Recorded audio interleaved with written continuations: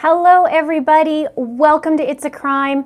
I'm Linda, for those of you who don't know me, and today I thought it would be great that we would catch up on some cases that I've been doing for the past month.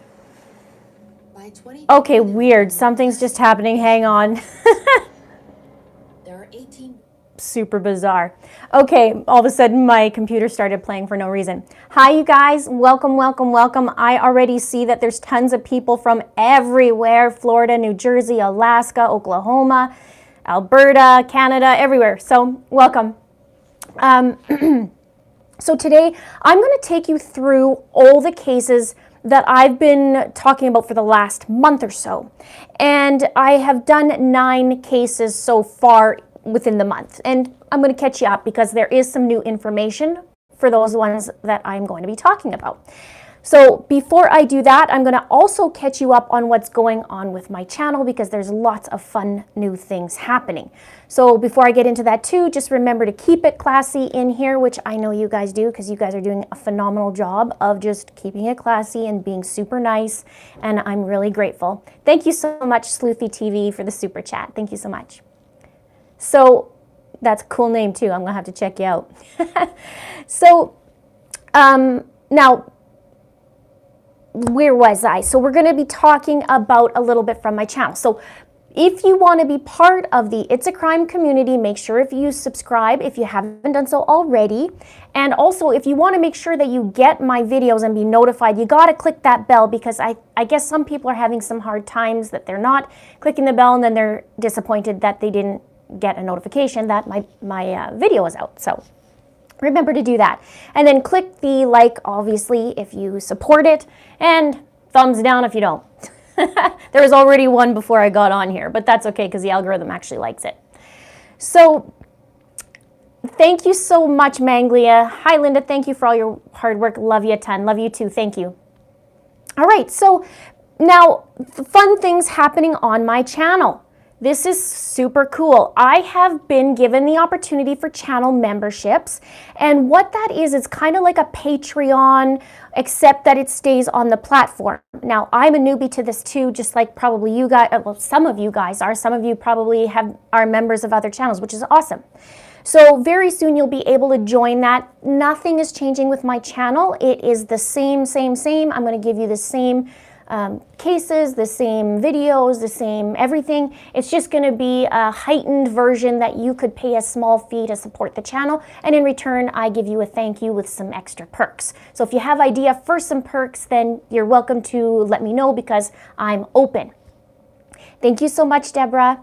Okay, so that's that. Now the other thing I was just approved of was for YouTube stories, and I'm really happy about this because a couple weeks ago, I wanted to show you guys like just a little clip of the gate, like how Gannon Stauch had the gate, and he's super short and I'm super short, so I was going to show you something quick.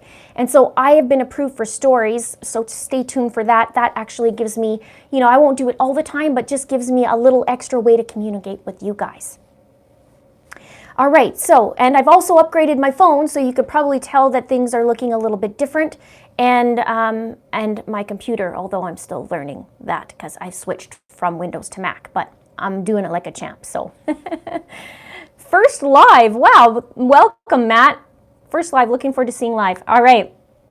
And Helen says, thank you for your work. Thank you, Helen, and thanks for the super chat. You guys are awesome. Are you going to have endless daily lives like some of the other YouTubers? No. Purpose, I have a purpose. That's why I like to mix my videos with the live. I do like to go live because it gives me that extra chat. I love community. So, and you can probably see that like I do in my comments. I try and get back to everybody if I can. All right, so what I'm going to do is talk about a case, then we'll have some chit chat, then I'll talk about a case and have some chit chat. I have 9 to go, so there's quite a few. And people have said that they really like this format because they like to hear some new cases maybe they haven't heard of and then dive in. So I have the playlists below in the description if you want to go check out maybe a case that's very interesting to you. And as Veruca says, yeah, let's get into it. I need my info snacks. Info snacks are coming. So thank you for the yeah, thanks so much for the, I had to upgrade so you guys can have a little bit, you know, better better stuff. So, all right. So now we're going to do first is Heidi Broussard. And thank you, Shelley. And Heidi Broussard, for those of you who don't know, this is actually the first case that I covered right here on my channel. And this happened in December, and so did my channel. Now, Heidi was a 33-year-old mom from Austin, Texas. And she had just given birth 2 weeks prior to something all going down to a baby girl named Margot. And her baby was only 2 weeks old when Heidi was murdered. Now, on the morning of December 12th, Heidi and the baby went to go drop off Heidi's son at school, and then they went back home. But her longtime best friend, Megan Fieramusca, and I mean like childhood friend of like 20 years, they've been friends. And she was shown on camera in a parking lot meeting with and picking up Heidi. And Heidi was, it was told that Heidi was walking with the baby towards the car. So what happened is Heidi's fiance came home from work, and he even tried her at like noon, and she wasn't answering. And he just thought, well, maybe she's at the neighbors, chatting or something. But he got a phone call from the school saying, your son hasn't been picked up. And so things kind of was wonky because he said it doesn't look like there was any kind of struggle, nothing. Well, what happened was Megan picked Heidi up and baby Margot and took her 2 hours away to Houston. So Heidi lived in Austin and then took her to Houston, right? And Heidi left no purse. She didn't take her purse, no nothing. So if we fast forward a week later, authorities found Heidi in the trunk of Megan's car. And it was crazy. Like, she died from ligature strangulation, and they talked about there being a leash and her hands. And Heidi was actually in a black duffel bag in the trunk of Megan's car. Now, where this gets crazy, and just so you know, if you haven't followed this, Margot was found safe. She was in a baby swing inside the house. Now, where this gets cray-cray is Megan actually faked her pregnancy the entire time that Heidi was pregnant and said, oh my gosh, we're due on the same day. This is so awesome. And they were, best friends chatting and loving that they're going through this process together. But she was totally faking it. And so Megan made a master plan to kill her best friend so she could keep the baby and pass her off as her own. And she even told the authorities that this is her baby. She doesn't, I don't know what you're talking about. And I had the baby in a birthing center. And she said also that morning that she gave birth to the baby, that she was on her way to the beach. What woman at 40 weeks pregnant would go to a beach, right? No, not happening. Anyways, and a birthing center, right? Like, okay. So it's crazy, right? Like, this you can't even make up. And Megan is charged with capital murder, kidnapping, and tampering with a corpse. And her bond has been set to $1 million and $100,000 for her kidnapping charge. Now, she was supposed to be in court on March 11th, but they postponed that for a week. And they're talking about the week of the 23rd. So I'll be keeping an eye on that court date. Now, I did see pictures earlier, I guess last month, that baby Margot is doing really, really well and she's thriving. But unfortunately, she doesn't get to see her mom or know her mom. And her, Heidi's other little boy is just, missing his mom, right? So it's just crazy that your best friend of 20-some years, I mean, if that's not a betrayal, right? So do you guys have any questions or chat about this? Because this is a crazy story. And Megan's going to have what's coming to her. Now, the good thing is, I remember people were talking, well, maybe it's going to be an insanity plea. But really, the good thing is she was in court for a bunch of different stuff before. And the old lawyer is like, no, she seemed fine. So the baby's doing good. So that's the great thing. And I don't know what her story is going to be, but I mean, even if you gave birth to a birthing center, she happened to not remember what the birthing center was called. Like, okay. Julie Howman says, keep doing what you do, fact-finding and sharing. Thank you so much, Julie. I appreciate it. So, yeah, I mean, what woman wouldn't ever, I mean, if you're having a baby, you know where the birthing center is. In fact, you've been going there for the last 9 months for tours, for tests, for everything, right? So it's just a load of crap. So, okay, so that's that. And you can check it in the description below if you want to take a look at the story. I have some interesting things I put on there. Even the baby was called, she was going to call the baby Luna May. So she was changing it to Luna May. And it's crazy because I did a translation on it, and it was like the translation was, here she is, or here it is, something like that. And it was super creepy. So she lost it a little bit, that woman, and I can't believe she's sitting in her home with Heidi, her best friend, just sitting in the parking lot. It's just absolutely mind-blowing. All right, next we are going to talk about Payton Houston. And Payton was a 29-year-old from Alabama. She went out with co-workers at a bar called the Tin Roof Bar in Birmingham, Alabama on a Friday night, and on December 20th, right before Christmas, but she never made it home. And she was found in a shallow grave on January 3rd in Hueytown, just 20 minutes away. And the stories that came out from witnesses or their coworkers was changing. And even Payton's mom kept saying, like, the story's changing all the time. The coworker said that she left with 2 men at 10:45 p.m. that night, and she allegedly left the bar. So at 10:45 she leaves, and around midnight her coworker friend gets a text, and Payton says, "I don't know who I'm with, so if I call, please answer. I feel in trouble." And the coworker states that she never got that text until the morning, but the coworker is the one who drove her to the bar, so a little weird. Now, the next day the call goes in that Payton goes missing. The authorities find her on January 3rd, like I mentioned, but she was found in a shallow grave in Hueytown with her body intact. And they have evidence that she actually died in a different house in Brighton, 4 minutes away from there. And they got the toxicology report back, and it reported that Payton died from an accidental drug overdose. And they said the cause of death was determined to be morphine and methamphetamine toxicity, and the manner of death was determined to be accidental. Now, Payton was a recovering addict.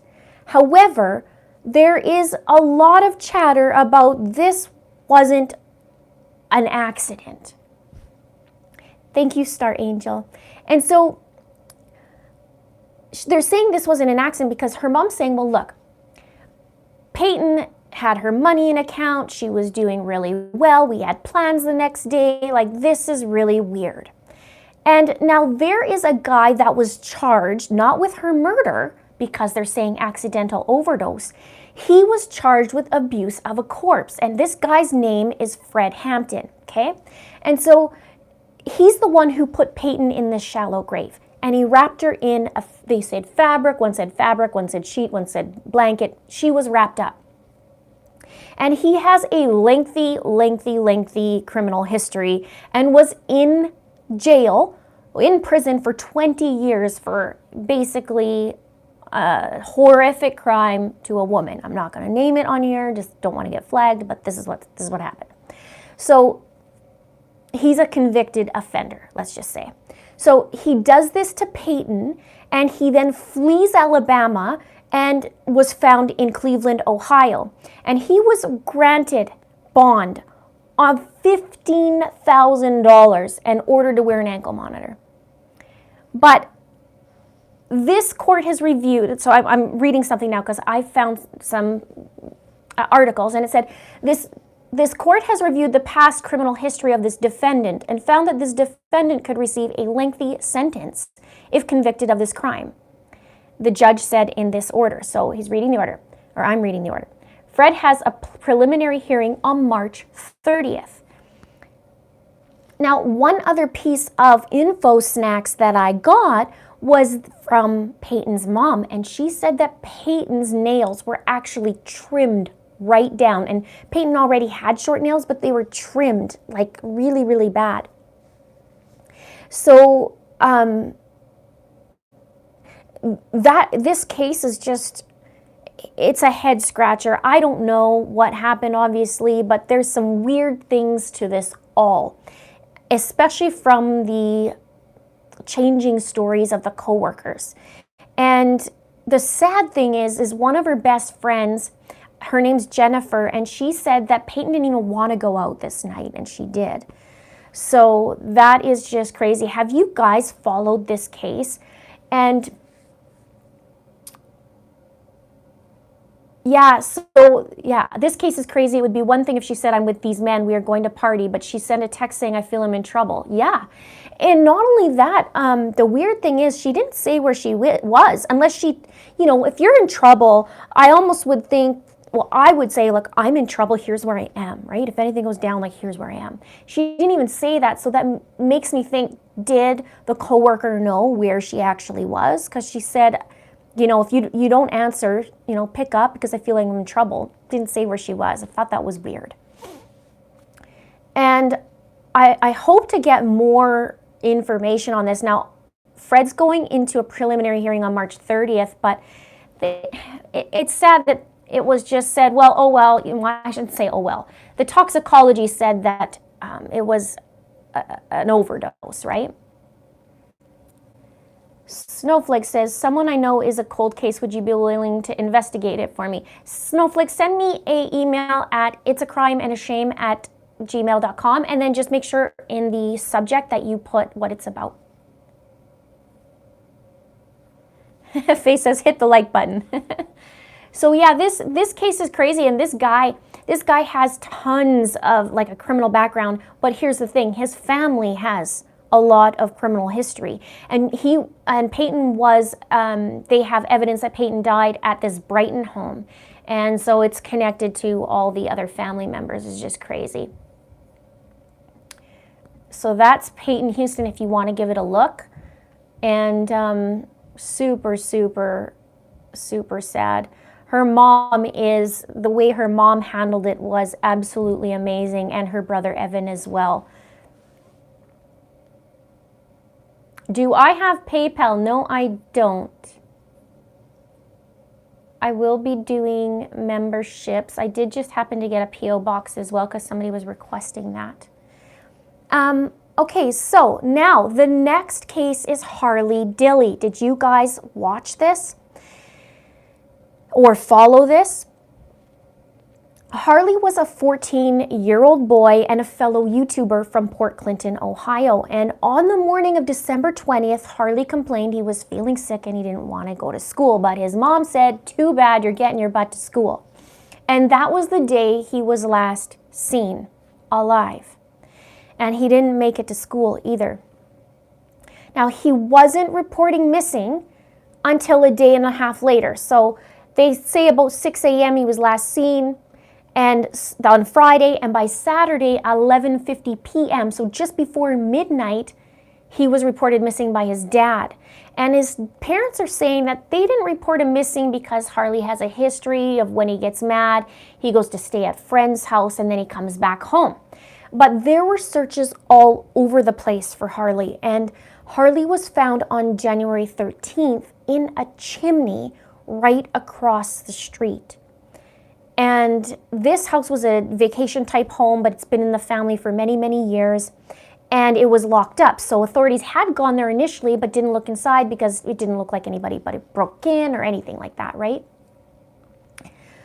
Somebody says Harley is local. Where did I read that? Harley is local for us. He didn't climb that chimney alone. Okay, I'm going to get to that, Debbie. Thank you. So he was found in this chimney. Now, authorities only checked the home outside because they thought, well, no signs of breaking in, entering, or anything. So they just kept searching, but they did come back, and that's where they found Harley. And Harley was found in the chimney, and there was no fireplace, and he died from compressive asphyxiation. Now, the final autopsy reported that Harley didn't have alcohol or drugs in his system, and his death was ruled accidental, according to a Port Clinton police report. And this is where it gets interesting. 2 co-workers of Harley's dad, his name is Marcus, said that something didn't seem right with the family's behavior during the 3.5 weeks that Harley disappeared. And that's how long he was gone for. So they said that Marcus bragged about helicopters and the amount of people looking for Harley, and talked about how he was preparing for the worst and would call about life insurance. And he also said that December 27th that he didn't believe Harley was coming back home. Now, I saw the house, and you can see the videos below, I did a couple, but I saw the house with the antenna, because police think that he climbed the antenna, the TV antenna, and then went onto the roof and went down the chimney. But there's some weird things to this, okay? Because I saw a guy who did a video, and he showed that house, but he said, I personally asked him, how far, because he was there, how far would you say that antenna to the house was? And he said around 4 feet. Now, Harley was only 5 feet tall and 100 pounds. So 4 feet to jump, I'm sorry, but that's quite a ways for a person who's 5 feet tall, right? Unless it was higher and he jumped up and over and down. So I'd like to see that created. And they're saying, so I don't know, you know, like there is a little few things that's super weird about this, because there was a report that just came out. Now, why would he go down the chimney if he was leaving the house, though? Well, this is the thing. So I'm not sure what happened, and he wasn't seen with a backpack or anything, because maybe, you know, he's like, forget it, I'm not going to school. But in the newest reports, it said Harley was found in only underwear from the newest reports that were out. His clothes were pushed through a small hole, as was his coat and glasses. Those were found on the floor in the house. Now, how could you strip down to your underwear in a 9x13 opening? Or, like, am I missing something, right? Because 9x13, okay, so I'm 100 pounds. I'm 101.5 pounds, and I'm 5 feet tall. Okay, I'm not a boy or a kid, so there's, you know, this area that you have to look out for. So, but I don't know if 9x13, I mean, he was found in there, so I'm going to give him that, but how are you going to, if you're stuck in there and you can't breathe, how are you going to take your clothes off? That's what I was like, this is crazy. And the other thing that I do want to touch on, 9x13 is a cake pan, okay? Yeah, so, right? Now, when I was his age, I was super, super skinny, like to the point where, you know, I wasn't a woman yet well, he was 14, so yeah, maybe, but a couple years before that, so I could probably slip through all kinds of things, right? But I want to say this too, because this is where I teeter. Oh, maybe I won't say that just yet. Okay, hang on. Yeah, the clothes would come off to make you skinnier, but they found the clothes pushed through the hole while he was down there. So he went down the chimney, and there's a little hole where he pushed his stuff through. So that's what I'm like, how in the heck did he do that? Unless he was carrying it down, and why carry your clothes down? Like, and then how would he know I mean, I guess he thought it was a fireplace. So there's some things like, I took it as an accident, okay? I took it as an accident. But then now that I'm reading this new stuff, I was like, this is super weird. And I'll tell you why. I'll keep telling you more. They found Dilly's jacket still zipped and inside out on the floor of the second-story bedroom floor. Okay, fair. Took his jacket off, wanted to squeeze through. A vent plate cover was found 2 feet from the pile of clothing with a hole in the wall matching the vent size 6 feet above the pile of clothes, meaning Dilly may have taken his clothes off and pushed them through the hole. Harley's head was positioned towards the roof and his feet toward the floor. He appeared to be standing on the floor of the chimney with his knees slightly bent. His body was facing south. Both arms were bent at the elbows and both elbows were up near his head. So bent elbows up near his head. They said the right arm was bent with his hand near his back and his left arm bent with his hand near the chest. So I don't know if it's still up and then him like this. It said a pair of dark colored sweatpants, slip-on shoes, a blue flashlight, 1 white sock, and 1 black sock were located on the chimney's floor.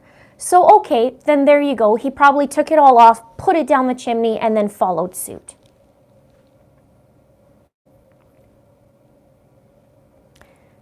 The report said that Harley entered from the roof of the home and there was no sign of forced entry.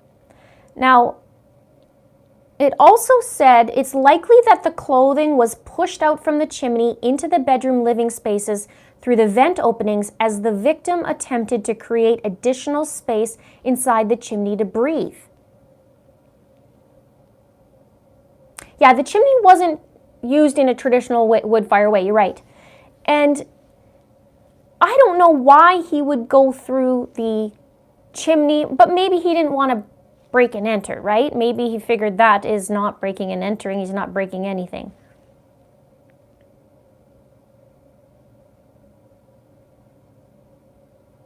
Yeah, it is super weird. The only thing is too, I read they didn't find any stuff in his lungs from going down, so I don't know. But anyways, this is what the newest report has said. So it's super unfortunate accident. And I will give also this, like, the opening's not big, right? How do you know from up top? You might be eyeing it up and going, okay, well, I'll go through and I'll get out get out the fireplace and I just want to hide, right?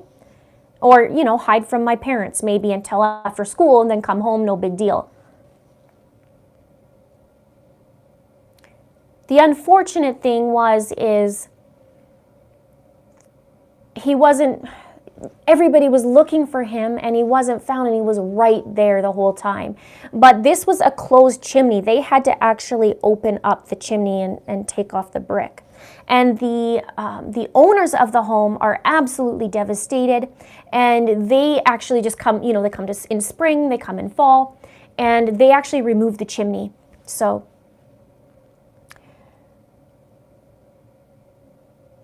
this is the coolest part of Harley. I just absolutely adore this. And he said he was known to drop pennies on the ground for other people to pick them up from signs from their loved ones from heaven. So it's just absolutely incredible. It's a hard one, like he was just, it was hard. And he was an avid YouTuber. Like he just was like, yeah, I'm gonna do YouTube, and really sweet and just cool. So anyway, that was Harley. And yeah, I love the pennies from heaven. I thought that was the sweetest thing, and I'm pretty sure he's given pennies still. All right, let's move on to the next one. Allison Mackenzie. Now this one I touched on, it was very briefly, because Allison is a 43-year-old woman from Arizona, and she went missing on January 18th. She went on a 3-day tour with her boyfriend, and this is in Belize. She went to Belize in December, okay? But on January 17th, she actually went on a boating/camping tour, and it's a really cool trip that I saw, and it's with the Ragamuffin Tours, which is a really highly rated tour on TripAdvisor. And the first night of this 3-day tour is you go to a little place called Rendezvous Key, and it's super duper small. Like it has maybe 10 palm trees on it. And you put tents up and you camp and you watch the stars, and people say it's really great. Now, there was conflicting reports what's going on, because she gets there on the Friday and you're on this small little island, right? So you're trapped, really. And at nighttime, I read that you get served some rum punch, and there was conflicting reports because Allison goes missing the next morning or sometime that night. Now, where's she gonna go, right?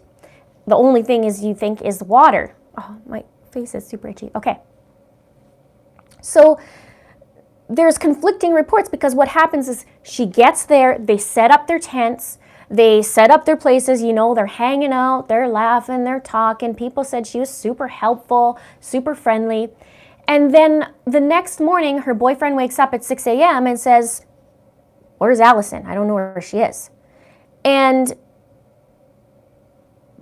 people are saying that there's reports saying that Allison everybody went to bed except for Allison. She stayed up.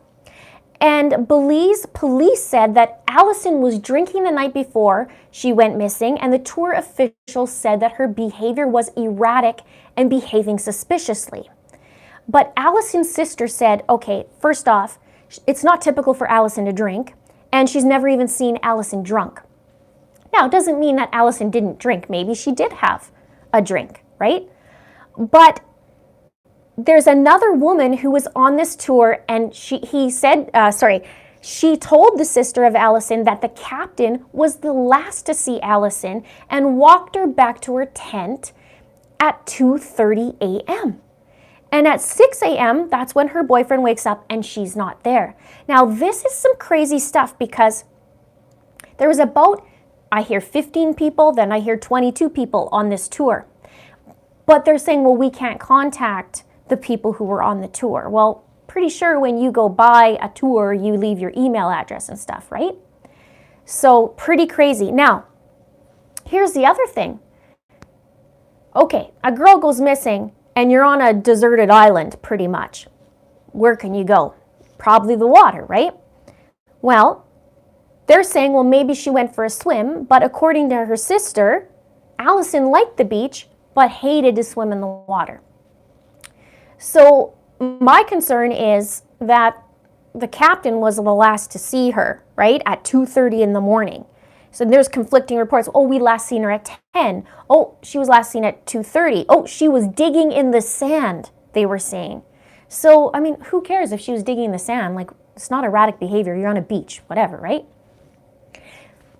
Somebody says, who's Allison? She is a girl, she's a woman and a mom from Arizona who went missing going to Belize, and she was supposedly going from December to May to Belize, but she went on a quick trip with her boyfriend for 3 days. Now, the mother said, we don't suspect the boyfriend at all. He seemed remorseful. But the weird thing is, at the end of January, there was a Facebook video going around about him. His name is Paige. And he was drunk, he seemed like he was drunk, and he was talking up a storm on this Facebook video. And he was talking about, you know, that she went missing and he should have tied her up into the tent, and that because there was a seawall too. So he's saying, you know, something about people who swim over the wall, they would be, you know, either end up in Honduras or in this and that. And so it was a little odd. I don't know if maybe he was just getting his feelings all out there, or, you know, it was just a little bit odd. Not saying that he did it. But the sad thing is, they only searched for her 3 days. That's it. Yeah, just ban the person who is that name. That's fine. Yeah, so they only searched for her for 3 days. And could you imagine? And not saying that I'm not saying that it is, well, it's a little suspicious. I'll say that only because the conflicting reports, and that there has been some TripAdvisor reviews that I've read about a captain. I'm not saying it is the same captain because I don't know, but there's just some weird things. But the trip looks amazing, and people are saying how great of a trip it is. So it's just really, really, really sad. And, you know, she has a family, she's a mom, and yeah, I mean, she's gone.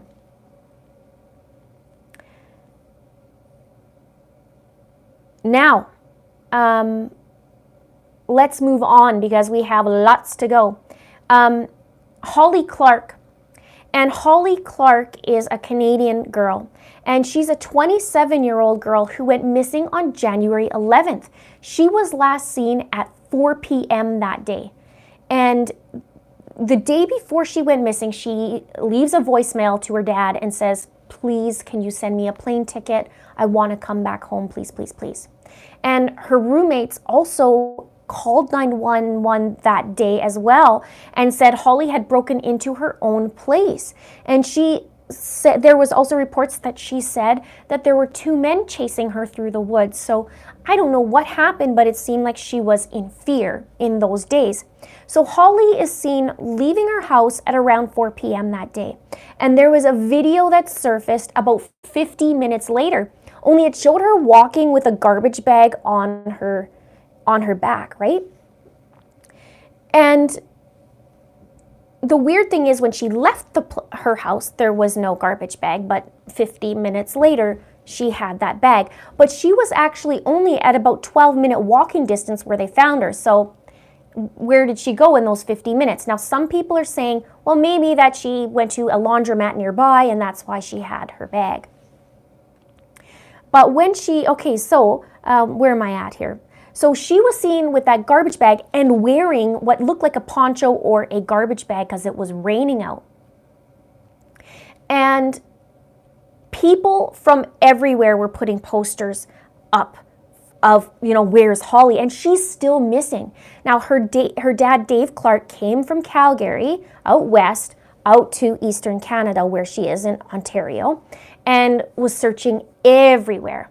And there was tips coming in and he's following up and just couldn't find her, right? And then these posters were put up everywhere, but the posters were also being ripped down. And apparently, from my understanding, it is, that's not an abnormal thing. Did Holly have any mental health problems? I don't know. You know, she seemed distraught, and that was an official word that they used. She seemed distraught when she left. I mean, if she is in that space where somebody, you know, 2 men are coming after her, that's scary, right? And she really wanted to go home. So, I mean, it's scary. Now,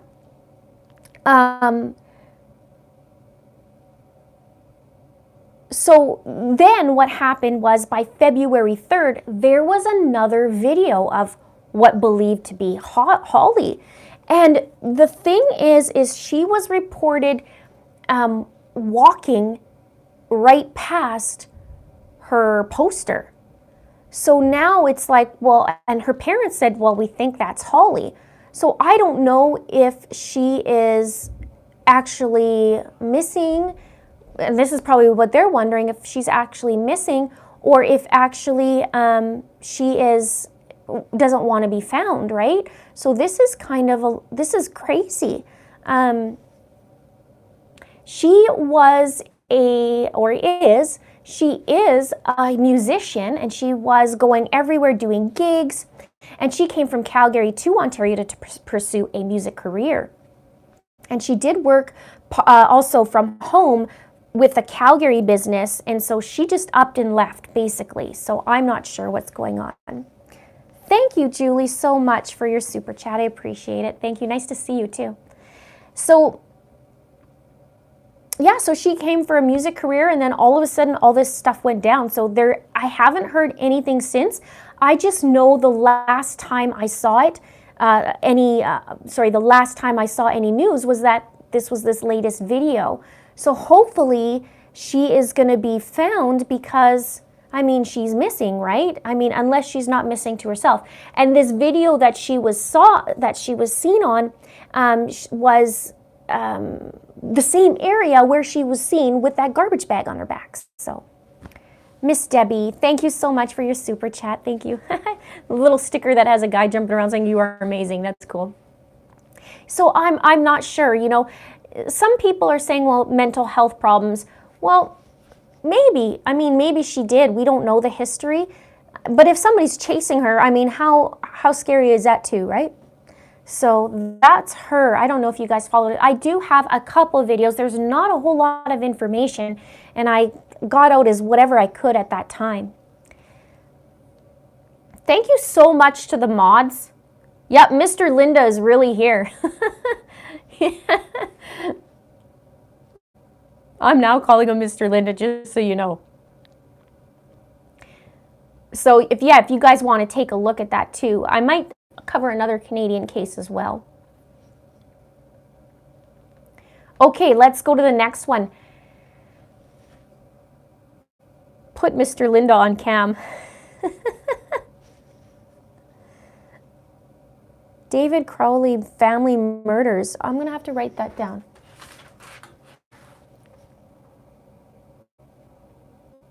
There's going to be some new ones this month to add, I'm sure. Yeah, Mr. Linda is in here.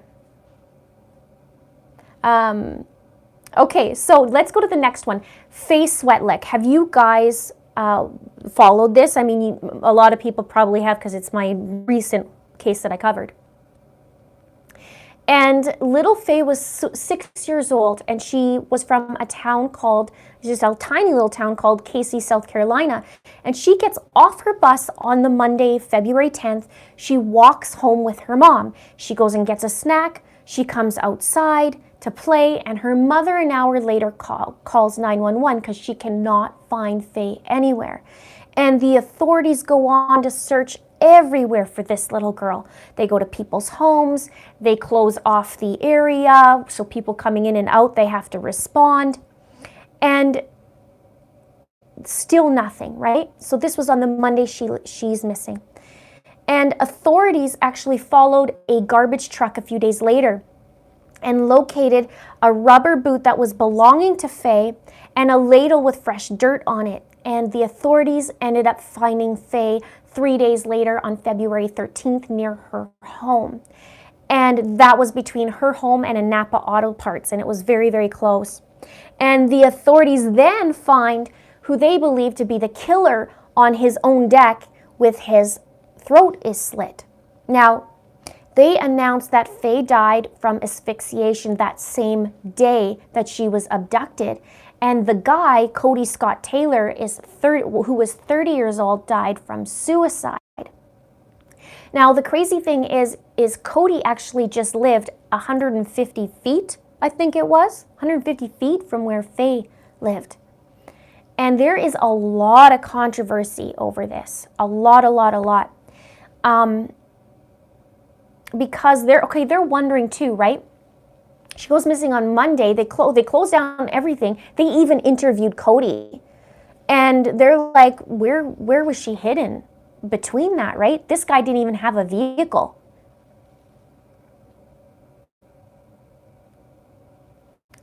So now, this is what else I saw. And I mentioned this in one of my videos.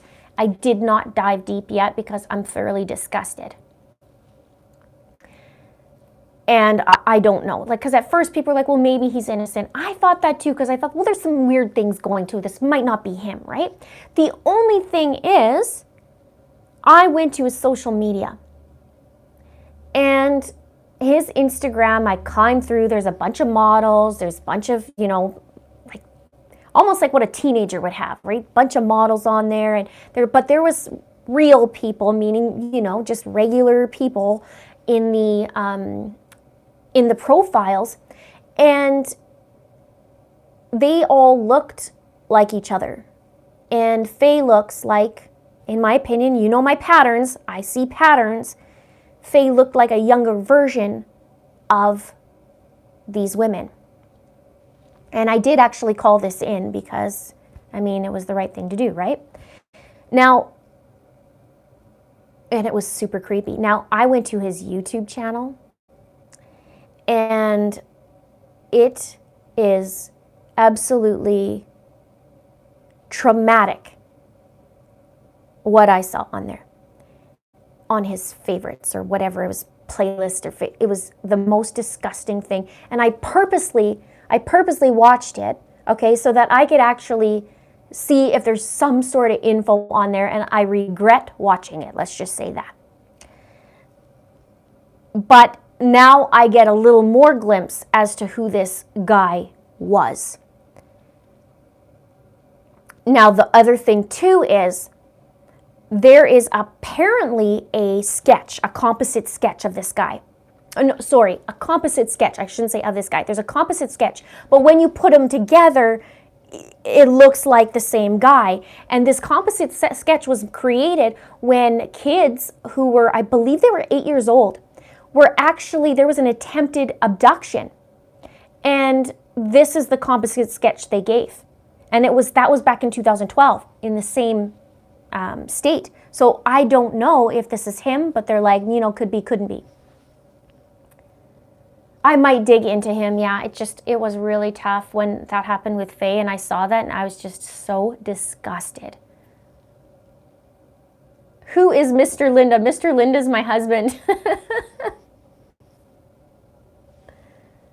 Cindy, the Canadian case that I was talking about is Holly Clark. You can see that in my playlist. If you go into the description, I actually have the playlists all written out so that you could take a look. Yeah, this guy, at first I was like, give the guy a break. Just because he was weird in school doesn't mean he's, a killer or whatever.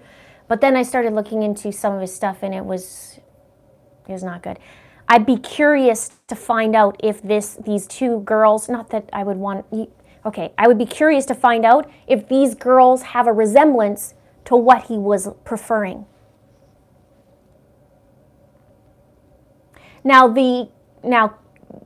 Okay, Hey Adel says, I want an interview with Cody's roommate. How could that person not know? Now, there was talk about that from the authorities, and they said, wasn't the roommate wasn't even around that much. So, I don't know. It did say, as an update, authorities will not be releasing any new information about the Fae Swetlik murder investigation until the case file is closed. There are lots of reasons why we're doing it the way we are doing it, Sergeant Antley said, and I think once we release more information, it will be clear why we handled it the way we did. Super interesting. Linda, do you know if they went through the guy's stuff? Did anybody go through his house? He might have done this to the other children. Yeah, I'm sure they're going to be investigating everything. The weird thing is they had interviewed Cody that week, and they said there was nothing abnormal, But we don't really know until we know, right, to see this, so.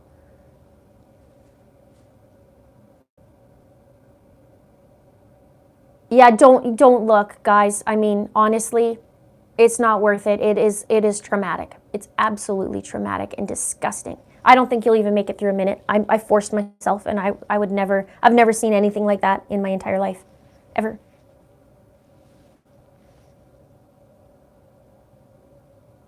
Yeah, they said that they found him, and it was a cut to the throat. He killed himself. What kind of stuff was on his social media? Do you think he killed others? I don't know. When that composite sketch came up, it actually had like the square kind of glasses like he did, and it looked very similar. So who knows if this guy was actually, doing other things. I'm talking about Faye Swetlik right now. She's the 6-year-old that was murdered last month. Has anybody ever told you that you resemble Ro Clausen? I don't know who that is. But I'm going to write her down.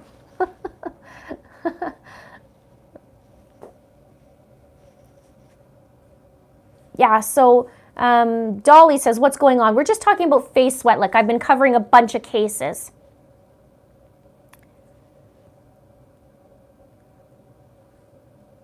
I don't know exactly. Now, they also said that the DNA had connected Faye with Cody, and that she died where she was put, because she was put in between that Napa Auto Parts and her house, and Cody it was almost like just east to that, right in the middle, so just right in this little lightly wooded area. And they said that she did not die the same place that she was put. So I don't know where he had her for those few days, but it's awful. Yeah, he drove a moped. Yeah, he didn't have a car. They were looking at that silver car, but that was not Cody's car.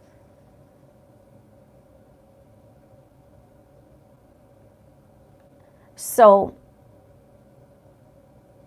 just awful, awful.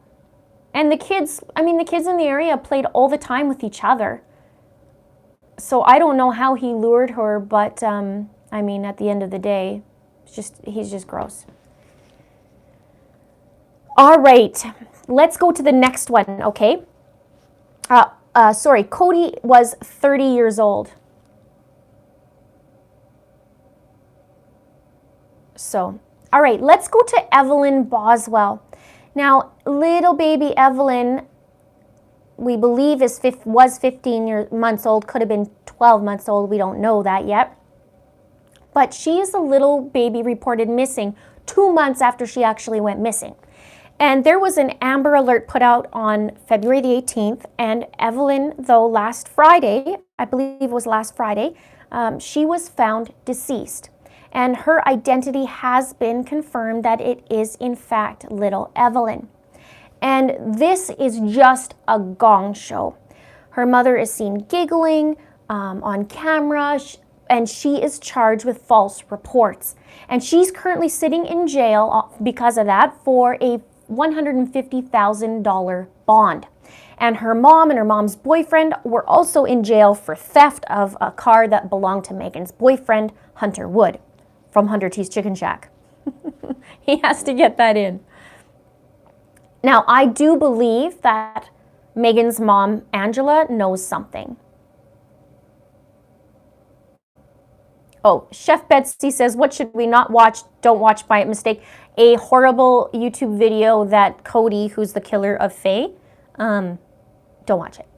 Just trust me on that one. Just don't watch it. You don't want to have nightmares. Okay, yeah, so little Evelyn has been missing since December, or what they think is December, because they're saying December 26th is when she was last officially been seen. But even authorities said that could have been as early as December 11th.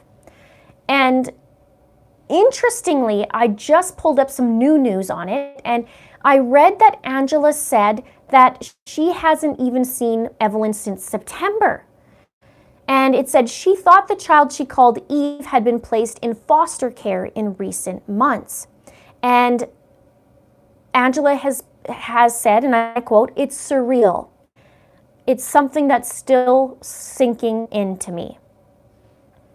And what's interesting is that she's saying she hasn't seen Evelyn since September, but Tommy Boswell Sr., which is Megan's dad, he tells Angela, look, I'm going to call in because I haven't seen Evelyn, so I'm calling CPS. And Angela says, don't you do it, you're going to regret it. So if she's been placed in foster care and it's all legit, then why call CPS, right?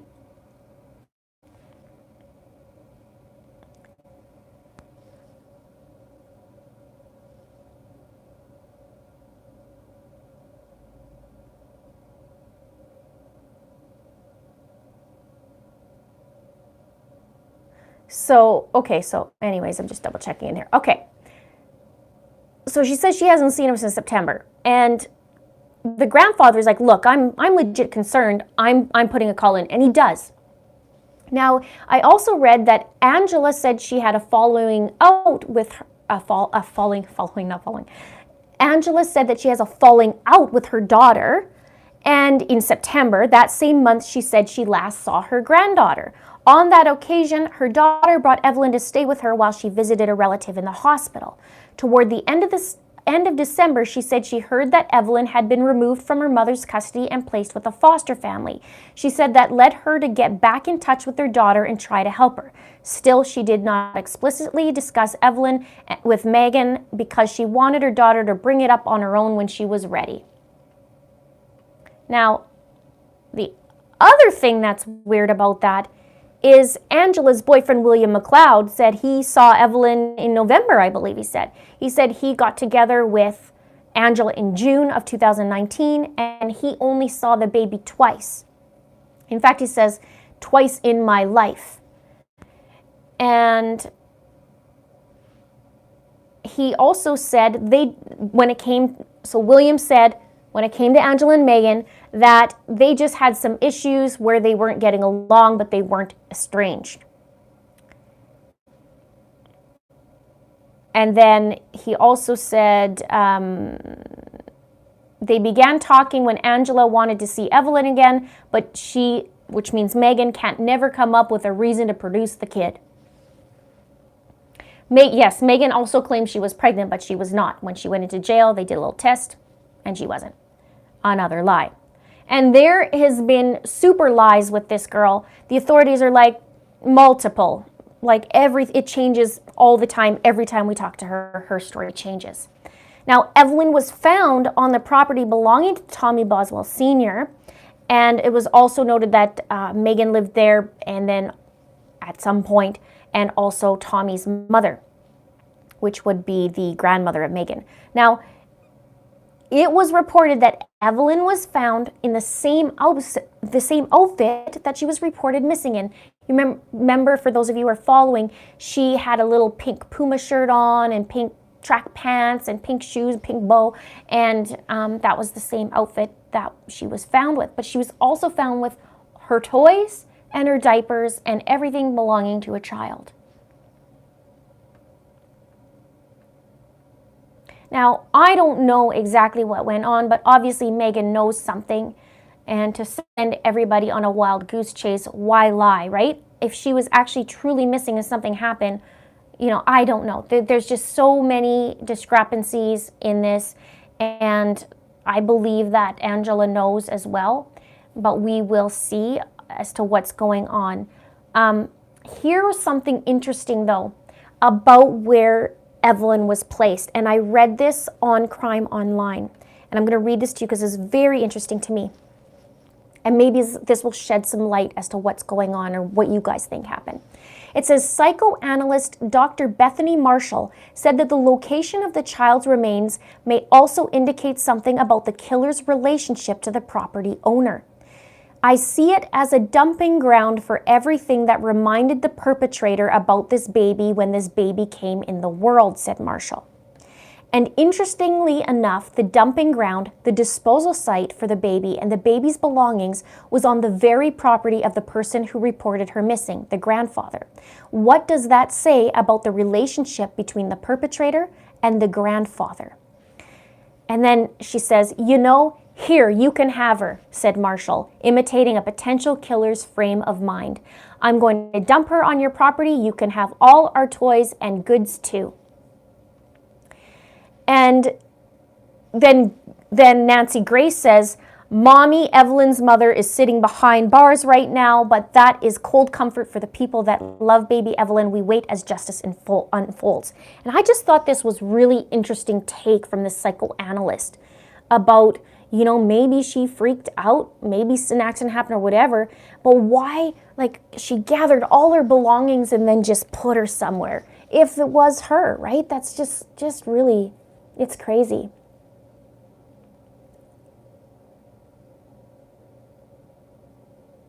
And Megan is only 18 years old, right? But old enough to know, she gave birth to a child. She knows she has to take care of her, but I don't know. I would love to know because she had mentioned something about a broken arm, and I would love to know if that actually shows up, because that would be a very interesting piece of information, because she said that the baby broke her arm while in the care of Evelyn's dad, but she wasn't with Evelyn's dad because he's in the army.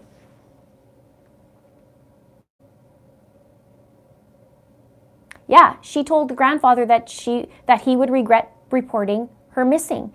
So it's just awful that she goes in and does that, right? If that is her, but why change your story 7,000 times? You would want to get your story straight. Not even straight. You would want to tell the truth and say, this is what happened. This is the last time I seen her.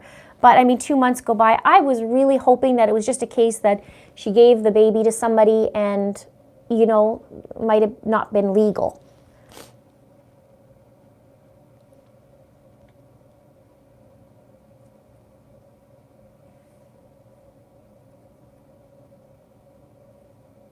And even the boyfriend said that he had never even seen the baby. And they started dating in December, even though he said it was short term, but he said, oh, it's not even a relationship. We're not even serious, but yet she's living with him and all this other stuff. So now there is a new memorial fund in Evelyn's name. It's called the Evelyn Boswell Memorial Fund to help abused and neglected children. So they had, you know, a little memorial put up with little stuffies and to honor baby Evelyn.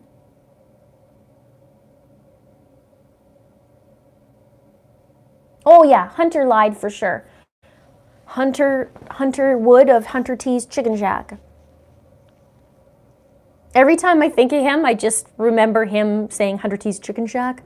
So wait, I need a sip, guys.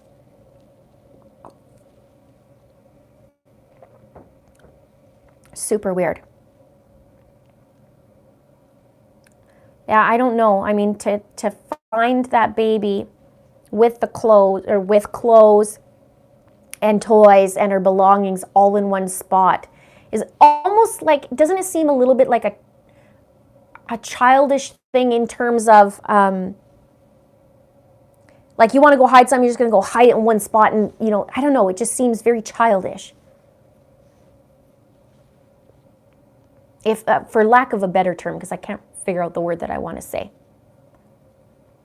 And yeah, Hunter was the boyfriend, and I saw a picture of them together in February, so if he's saying it was only like, you know, on again, off again, it wasn't no big deal of a relationship, then you're still with her in February and she's living with you? Like, I don't know. The grandfather, Megan's grandfather even said, I saw Hunter every day for 2 weeks, sometimes twice a day in February. So I don't know, it could have been an accident, she freaked out, it could have been something intentional. I mean, you don't really hear much of anybody sticking up for her in that sense, but yeah, Hunter's a chicken. I just keep thinking, when he gets interviews like Hunter T's Chicken Shack, over and over like a plug, you know? That's the only thing I can think of. All right, now we move on to my little buddy. Yeah, I hope she doesn't get off like Casey Anthony. Yeah, exactly. Yeah, that car apparently was going to be given to Angela by Hunter. And so that's what was said. That's what the grandfather was saying. No, look, it wasn't stolen. I was sitting here and I saw Hunter wanting to give it to her. In fact, I fixed the car because the battery wasn't working. Oh, look at the blue hearts coming. 1.1 thousand people watching. Hello, everybody. Thank you for joining me. All right, let's talk about Gannon Stauch, my little buddy. Most of us have been following this case super closely, and you know most of the updated info. But as you know, Gannon has been missing, or may not know, but since January 27th, and he was last seen in his driveway, leaving with his stepmother, Tisha Stauch, that morning. But he didn't return with Tisha. And Tisha has been charged with first-degree murder and child abuse resulting in death, tampering with a corpse, and tampering with evidence. And it has been reported still that Gannon's body has not been found, but they have what they need to move forward. Whew, the blue hearts are going. The chat will slow down in a minute. Everybody's giving the blue hearts.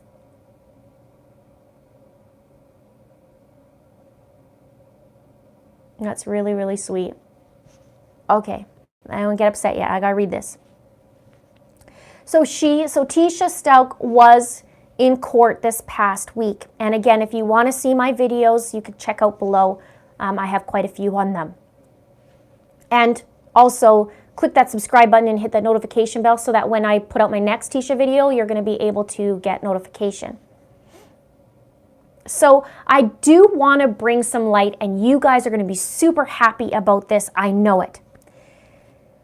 I wanted to just take a little peek at the Senior Deputy District Attorney, Michael Allen. And I was on his website and I was seeing some of his highlights, which gives me super satisfaction knowing that he has quite the record and that justice will be served in this horrendous crime, which is exactly what we want. And this is what it says, okay? So we're going to turn the tears into smiles right now.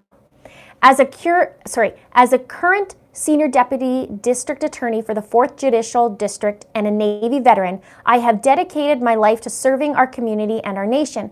As a husband and father to 2 sons, I am personally invested in keeping our community safe. This is not politics for me and you, this is real life, and I know how to achieve justice, having worked in prosecution since 2004 and serving the citizens of El Paso and Teller County since 2001. Here's the smiley bits. He has point form on his website, and this is what it says. Experience in the 4th JD Attorney's Office, Senior Deputy District Attorney, winning prosecutorial.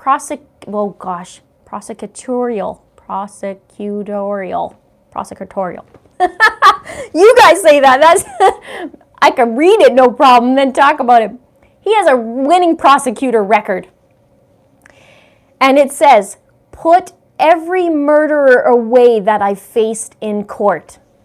Woo! Let's read that again. His winning prosecutor record, put every murderer away that I've faced in court. Homicide Prosecutor of the Year 2015 and 2017. And Michael Allen 2020 is coming for you.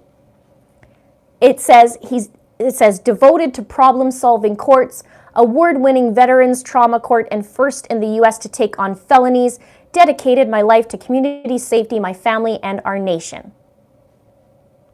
I love it. And he also says on his website, evil never rests. The best defense against those who choose to do evil in our community is committed professional prosecution. I love it. Isn't this not awesome? Look at my smile. Look at my smile. Look at my smile and look at my nails. Right for Gannon. Yeah, this is awesome. Okay, now, the latest search for Gannon that I read was Bradley Road and Mark Scheffel. That's back over near where they live. Now, I wonder if you caught my video, go check it out after this. Go check out my videos because I do a whole slew of talk about where I think she would have went that day and where they did go. And it's, matches up. Now, B. Weaver RN09 says, justice for Evelyn and Gannon. Leave it to Linda and Info Snack Strong. Yeah, there's the Info Snacks. That's the best info snack, isn't it, of the day. Thank you so much for your super chat. Now, so they last went on Bradley Road and Mark Scheffel. The thing is if you saw my last video, I was talking about how she did the 2 hours, went to Petco, blah, blah, blah, and then she had 45 minutes extra in a half an hour drive from 1 to 2:15. So she had an hour and 15 minutes, but it takes a half an hour. So she had 30 minutes to 45 minutes. What'd she do, right? So maybe that's part of that search. Now, yes, I've seen the phone call on Dad with a Phone. I've had a lot of comments on that. I have not dug in yet, but I did hear it.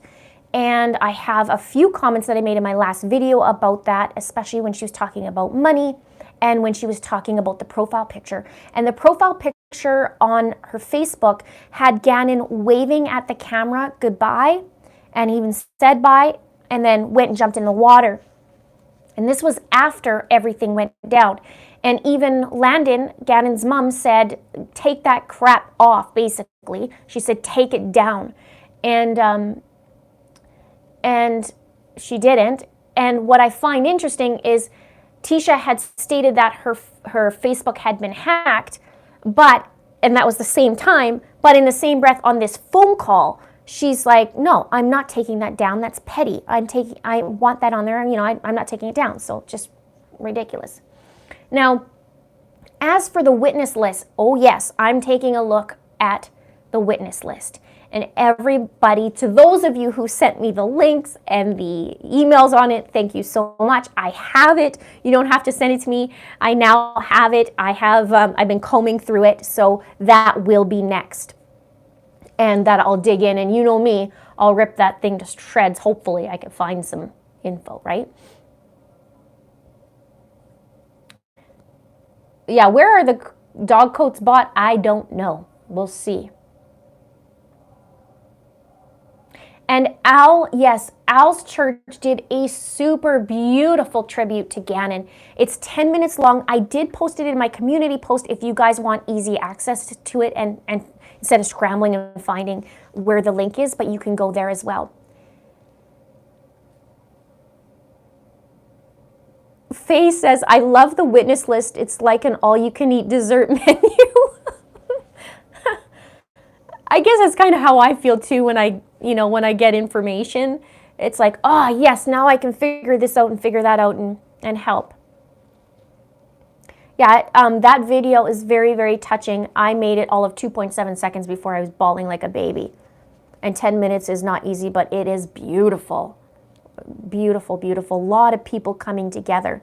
Now, there's some other things. Let me see what else I could. Oh, the last video I talked about her and her job at the school. Aw.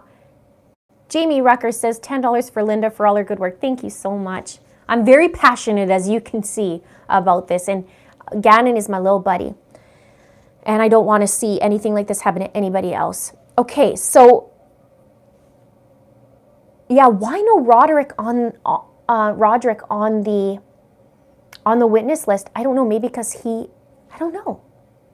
He offered the info, but I don't know.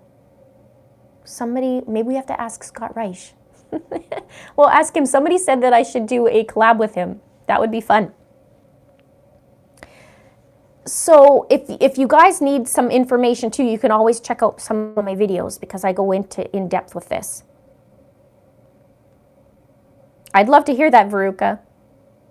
Okay, now, where was I? Yes, her job. The week before, she got a job at a middle school. She started on the Wednesday. She was doing orientation. She got fired by Friday because there was discrepancies on her application. But I found this. I thought she was at school that Friday, but she wasn't at school that Friday. And it says, school officials were not able to contact Letitia Stauch by phone in the next couple of days. She was eventually notified of the decision in a letter that was mailed January 30th. Cortez was not sure if Letitia Stauch learned about her job loss some other way before Gannon Stauch went missing on January 27th. She did not show up for work after Friday, but unfortunately, because of the investigation, I can't share further details. So she gets a brand new job with orientation as a teacher at this school on Wednesday. She goes through orientation, she chats with admin and teachers and blah, blah, blah.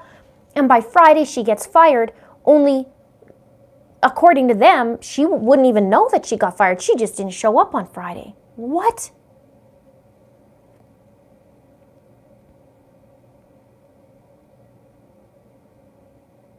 I can't wait for the day you and Stephanie collab. Yeah, that would be awesome. She gave me a wicked shout out.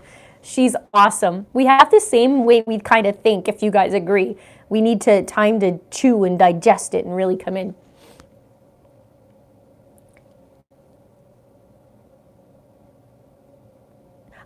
I wonder if Al knew that she got fired, because I have a feeling no, he didn't.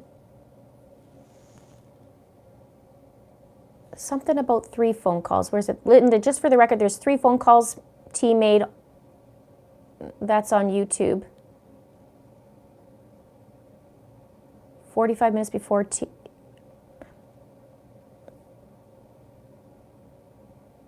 Oh yeah, she adds into info to confuse everybody. That's her MO, right? She always does a backup of a backup of a backup. That's what she's good at.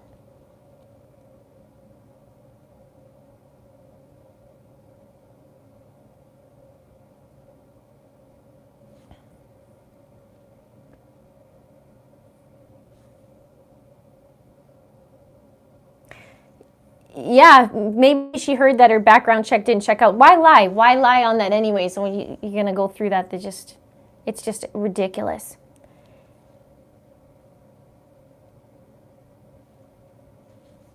Info snack. Yeah. So, did you guys hear about there's a street going to be named for Gannon, or they're petitioning for that? I'll put the link in the description too if you guys want to go for that. I'll put that after so that you can see it. I didn't put that in right now. You could just see the playlists. What about the sock they found? I did mention that in my last video. They found, Al told Tisha that there was a 2x4 found and Gannon's sock. Tisha decides to say, well, I load up stuff all the time in my back of my truck and it goes flying out the back truck. I can't even tell you how many people have emailed me. They're like, Linda, for the last 20 years I've owned a truck and never has anything flown out of my truck like that. But I know that, right? Because this is Tisha and she has a rebuttal for everything.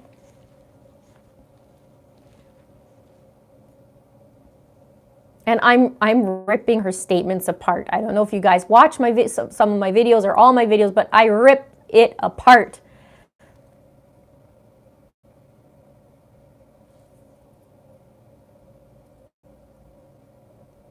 So, and here's a neat thing that you guys may or may not believe in. But I gotta tell you this because I've had a few comments on it, then I went and watched my video.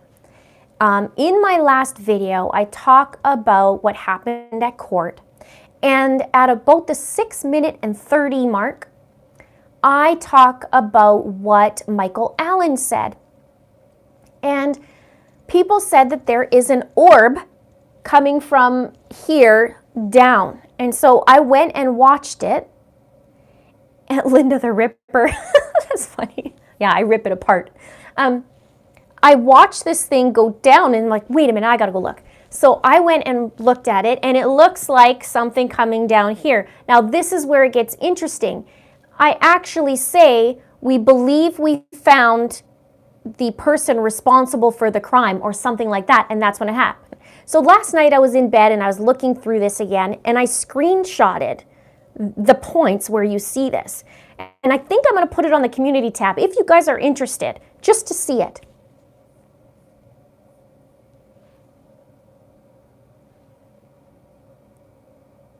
So I will put that in the community tab. It's not the first time that this has happened, that people are mentioning it, but it is super cool. Now, one of the things, I've always kind of been interested in like, wow, that's so cool, because my nephew has all the time. And actually weird that I just mentioned that, because my nephew is the one who was born at £1.11 and Gannon was born at £1.06. That's just really interesting right now and it's just giving me shivers. And so Christy says, I bet it kills her not being able to watch you. Yeah, because I think she was watching, because 2 hours later she'd have a rebuttal of what I said, so I'm sure it got to her. So back to these orbs, what was really cool, and this would have been, I would say, about 10 years ago. I went to I lived in a small little area in Western BC, or I should say out west in BC. And they had a little movie theater that brought in some weird movies, like just really different. And there was one on orbs. And they even said with orbs, if you expand it crazy, you can actually see patterns to it. And it was really, really, really interesting. I just found it interesting. Catmam says, my daughter was born at 1.5 pounds. Yeah, my nephew 1.11 and Gannon 1.6. And he's just teeny tiny, and they show it in that little memorial of him.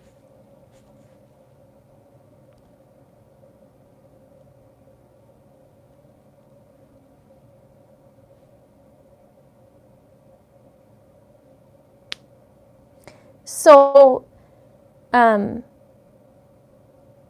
so anyway, I thought that was really, really interesting. I kind of clicked and I thought, well, maybe it's dust or a feather, or I don't know, something. But it's a circle-like thing, so just something neat. All right, you guys ready for the next one? Yes, I do live in Alberta. I used to live in BC, so I said 10 years ago I was in BC.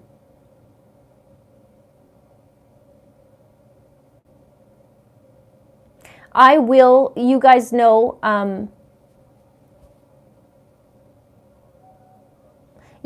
that I will keep you guys updated on Gannon. I want to get as much info as possible again, and I won't stop. I've already said I'm not going to stop.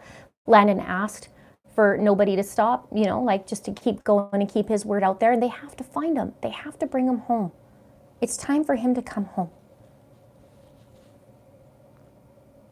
All right. Yep.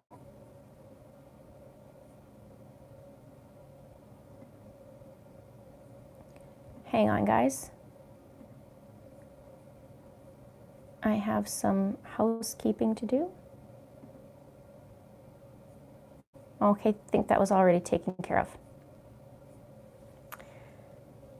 Give a shout out to all the mods today and Mr. Linda. That video, Brenda, was the arrest of Tisha Stauch. It would have been my last video. Hi, Mrs. Linda. It's a crime buffet. I love it. Yes. All right, let's go to the next one. And let's bring Gannon home, of course. Of course, he's my little buddy. So let's bring him home. And there's more coming because I'm not stopping. And I'm still going to rip this stuff apart. And there's a witness list now to look at. So, all right. Next is Lori Vallow Daybell. And this is a whole other ball of wax as well, right? And actually, I'll keep going and then I'll give you guys that link. You can go below into the playlist in my description. In the playlist, click the playlist and then it'll be my last video. Shallow Vallow. Okay.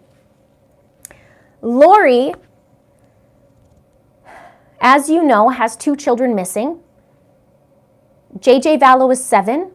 Tylee Ryan is 17. Tylee hasn't been seen since September 8th, and the last time anybody has seen her was when she was at Yellowstone Park with her mom, Lori, and her uncle, Alex Cox, who has now been, he's now dead, and then JJ. And JJ hasn't been seen since September 23rd, which was the day before Tylee's birthday. Okay, so I know it's crazy. This case is crazy, and you can go into my videos and I do an explanation. So this is what I found, which is super interesting, is the judge has been removed from this court case. And there's a change in Lori's legal team. And this was I just read this case, so I'm putting these pieces together, so forgive me because it's not going to be exactly straightforward, but this is what I pieced together so far.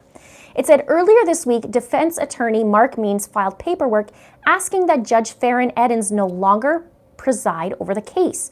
A reason was not listed. Eddins approved the motion and removed himself from the case Friday. Now court administration will sign a new judge. Then I read... Okay, the move came after Eddins, who reduced Daybell's bail from $5 million to $1 million 2 weeks ago, approved the preliminary hearing to be held May 7th and 8th instead of the previously scheduled March 18th and 19th at the Madison County Courthouse. In court documents filed earlier this week, Means and Madison County prosecuting attorney Rob Wood had requested that the proceedings be moved back. During the preliminary hearing, Wood will need to prove that there is enough evidence on the felony charges for the case to proceed to district court. And then I found more on this, and it said that the defense attorney Brian Webb planned to withdraw as one of Daybell's attorneys. And then what else did I read? It says, attorneys for Daybell, who appears in some court documents under the name Lori Vallow, but asked in a recent hearing to be identified by her new married name, Daybell, argued in court filings that Edens presided over her separate civil child custody case that predated the criminal charges. They said his involvement in the earlier case creates a conflict or bias that could infringe on her right to a fair trial. And so then I actually found, right before this I went live, that it says it means stated in his document that Edens was biased because he's also presiding over the Child Protection Action case in which JJ's grandparents, Larry and Kay Woodcock, are seeking to take custody of JJ from Lori. Whew! The next hearing regarding JJ's guardianship is a status conference set for April 16th. Wow, hey? So, also, and check out my last video too, because Lori was in court full face with makeup, and I also mentioned in there that in Rexburg they made cupcakes that actually had like her colors of her jail uniform, and then it said where are the kids on them in support, obviously, to find the kids. Now, the storage unit, okay? Have you guys seen the storage unit? I did do a video before on that, but now there's enhanced clarity on this storage unit. And it shows that Chad was there before even his wife died. And it shows also that what's being carried out of the storage unit was the seat of a car, which many commenters had said that. And so I'd like to dive in more into that, obviously, now that I saw it. And I'm also going to dive into more about him. Yeah, it's a car seat. It's the entire car seat and then also the tire. And they're alluding to, because I think it was Nate. Yeah, of course it was Nate Eaton. He's awesome. Nate was talking about how the Jeep that Charles used to own was the Jeep that was involved in the attempted murder of Brandon Boudreau, who's Lori's niece's ex-husband.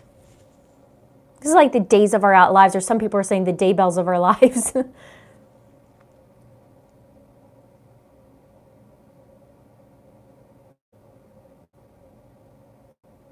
Yeah, so we're still waiting on the autopsy results from Tammy, which is Chad's ex-wife, because they exhumed her body.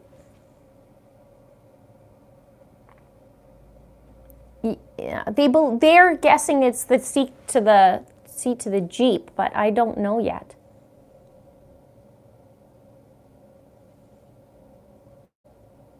Nate Eaton is rocking it.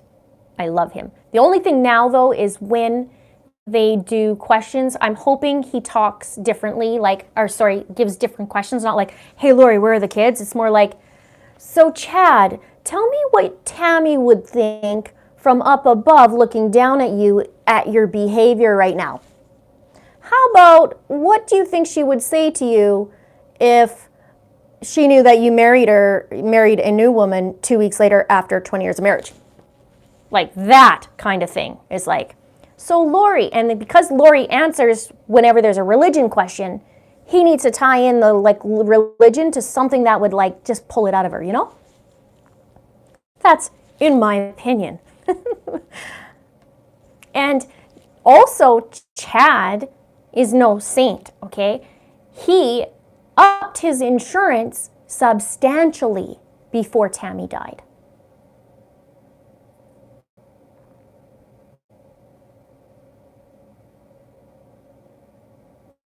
Did you hear about the letter to Tammy's children regarding the mother's death? No, I did not. I would love to hear that, though.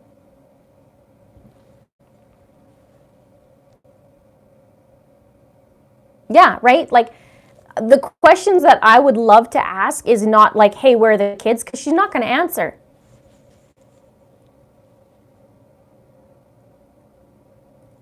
Well, the insurance would have been paid out because it was natural causes when it was first going down.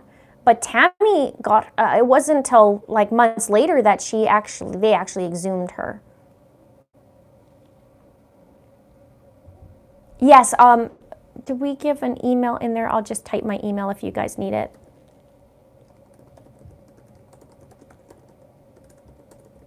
There.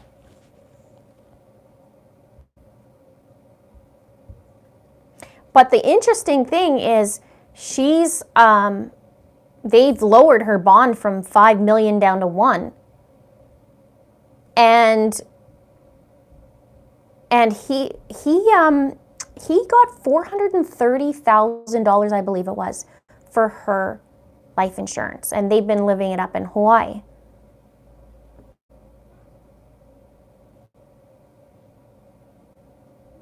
But the bondsmen don't want to touch her, right? I don't know, though. I don't know if the kids are gone or not. I would love to find out some more information about this, her beliefs. I haven't put the screenshot out yet. I will after I'm off here because I can't do it right now. Yeah, so I heard the 911 call for Alex, and he died. Well, he got married, right? There was a bunch of marriages in November together. And he gets married, and 12 days later, he's found dead. But the stepson finds him and calls 911. So we'll see about that. Why didn't Chad have Tammy cremated to hide the evidence? I don't know. Maybe because it was just a natural, well, will look like a natural death, and we thought it was all done with. I don't know. Alex was married to, he got married in November, end of November, to a woman named Zulima.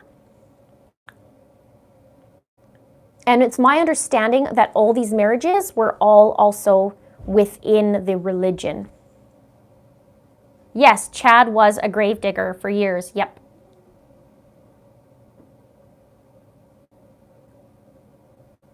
Yeah, that's interesting. That's a good point. The 911 call says my mom's boyfriend, but he got married in Las Vegas, and his name was, it wasn't like, it looked like he was taking his wife's last name.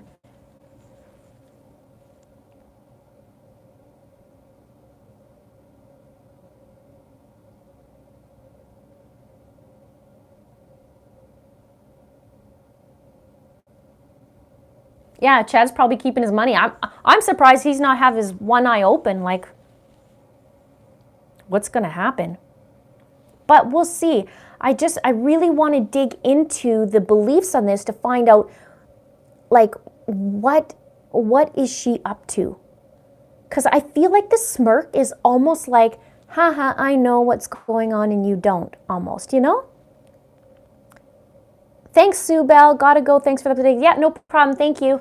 Thanks for stopping by.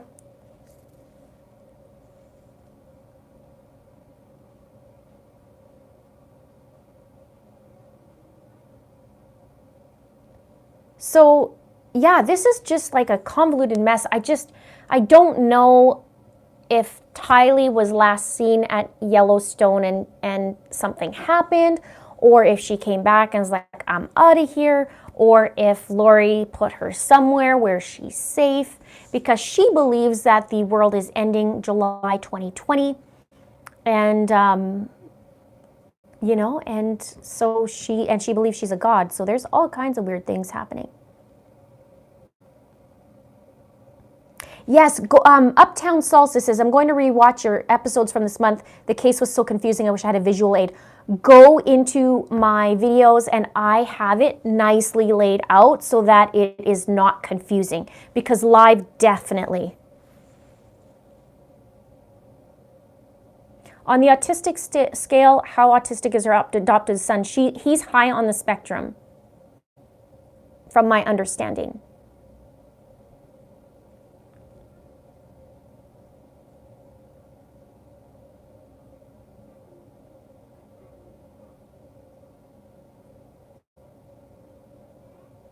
Yeah, I don't know what's happened. I think she's smirking because she knows where the kids is, because they're hiding. Or maybe not hiding, but you know, I don't know why I keep saying this, but It almost feels like, you know, if she's so much into the end of days, maybe she put them there for a reason. I don't know. Is JJ from Charles' side of the family? Okay, JJ is part of Charles' side of the family, but Charles isn't the bio dad. Charles adopted JJ. And so Larry and Kay Woodcock, the grandparents, they're related. They're blood related. And it's Kay's brother kid, if that makes any sense. It's very hard to explain.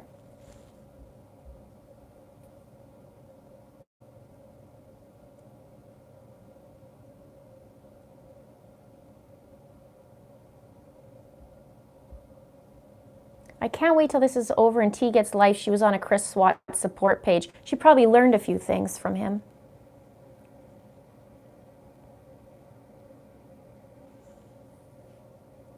Did you guys see Lori, like after Charles got killed, she's hanging out like outside, like it's just another day.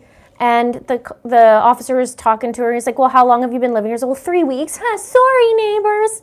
And you know, like her ex-husband, who she was with for 13 years, just got murdered. And she's just calling it like, well, hey, kids, what do you guys want to do this afternoon? You want to have a pool party? And they had a pool party. Like,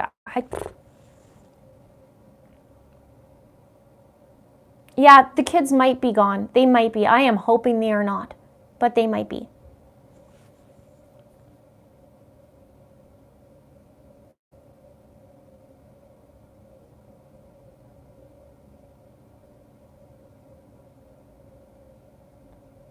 Diane, yeah, you might be right. They might be gone. I mean, when I heard about the Yellowstone, that's when I was like, oh no.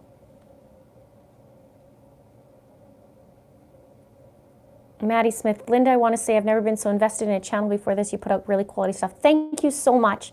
I work my bum off on this. But at the end of the day, I just, you know, like I just want everything out there.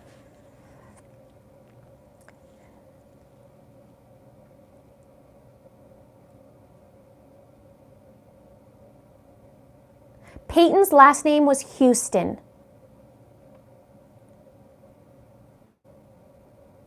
From Alabama. Birmingham, Alabama is where it happened.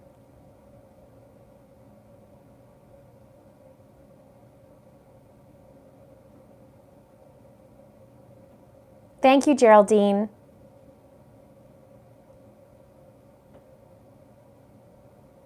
Yeah, that's what, Catherine, that's what they're saying. It shows a seat out of a vehicle and a tire out of a vehicle. They're most likely the Jeep that's used to try to shoot the sister-in-law's husband for another insurance policy, yeah.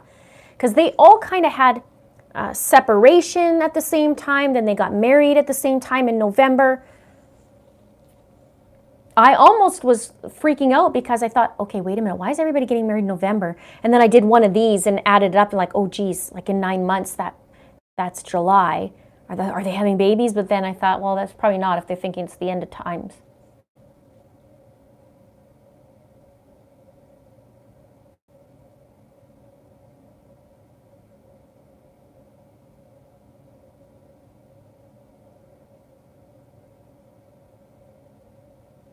Yep, death is her MO. Everybody that they kind of go with, they're just gone. And when you think about it, Charles dies, and it's Lori and Alex there and the kids. Well, the kids know something was up that day. They were there, so to speak. They went to the school and then came back. And now you have both kids in torment, right? Thank you, McKenna. The kids are tormented because they know what happened to their dad. And now they're the witnesses too. So, well, you got to get rid of them. And then why are you getting rid of Alex? Got to get rid of too. It's crazy. Kathy says, hello, beautiful. What have I missed? Oh my gosh, I did 9 different updates. I did a big case update so you guys can know what's going on. Some new cases you might, or older cases, but new info that you might want to go check out on. And then hopefully I can take a look in the next week for some new cases to take. Maybe one new case and dive into that. Yes, we're lucky that Chad didn't have his wife cremated, because now we can find out a little more truth, hopefully. Yes, I discussed Gannon already. I did. Thank you, Elle. Is it Elle or Ellie? Thank you. #1 fan.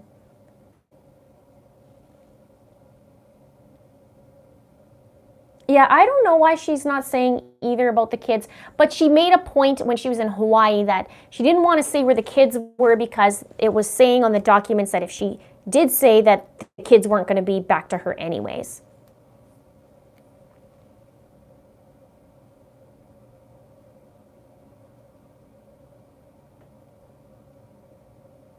What evidence is there that Chad has done anything? Well, I think that's what they're trying to connect all the stuff going on, because if Tammy was killed, or if there was something more suspicious going on, especially with the same patterns of what's happening with Lori, then we'll see what comes out, and then see what they can do. I mean, what's Chad doing with a woman 3 weeks before his death in a different, like, what's he hanging out with her for?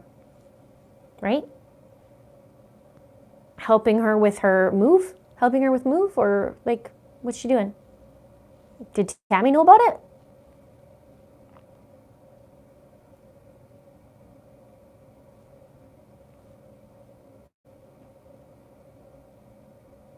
Yes, Anthony Tote case. I saw that.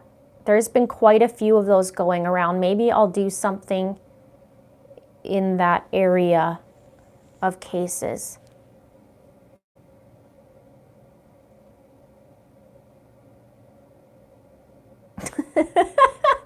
Mr. Linda says, I think I'm actually her #1 fan. I've got y'all beat.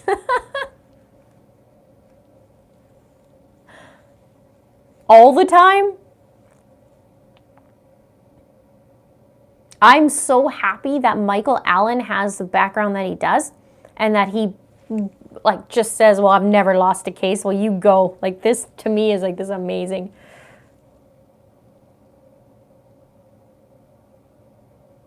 Kat, when Lori says, when Lori was married to Charles, I heard that she pretended to be Charles and invited Chad to come stay with him. I saw an email, I think it was an email, something about that. I need to dig into that.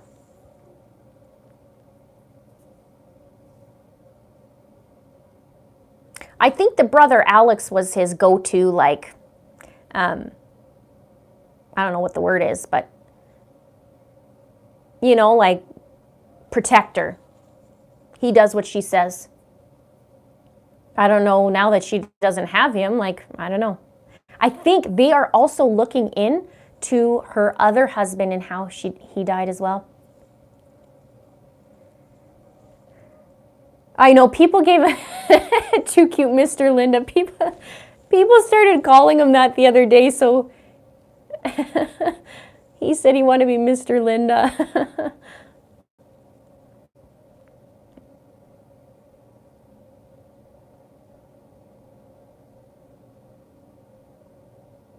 Thank you, Kathy. We're all her fans. You guys have been so absolutely incredible. I have been so grateful and so blessed to have you guys part of my channel. I can't even tell you the wonderful comments of just people getting along, and it's okay that you have a different opinion, you know, but nobody's being a jerk. It's awesome. From Dr. Edward Moskowitz, MD, FACS, okay, what's that? And pediatric urology, Mr. Julie. Keeping JJ and Tylee close to our hearts and up and close. Thank you, Julie. Wow. Emma Daybell was worried Chad would get remarried. Interesting.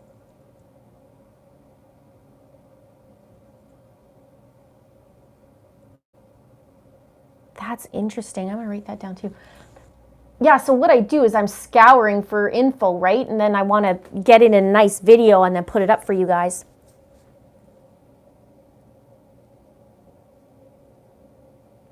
Alex was a brainwashed hitman. Well, we know Lori's manipulative, but the weird thing is she, according to her whole family and friends, she was awesome up until 2018 when she started following Chad's teachings and all this other stuff. They said she just went downhill from that. Your voice is calming. Everybody says that. I've never heard that. Is Mr. Linda in your house expert witness paramedic? What? Yes.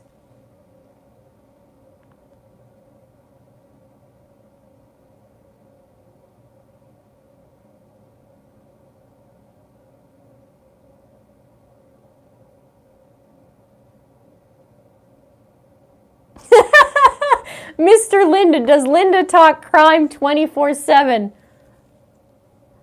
Mr. Linda can answer that. Thank you, Joe Fox. Not so calming when she's cranky. What? Oh yeah, when I'm angry. When I'm angry about the crime? Yeah, not calming.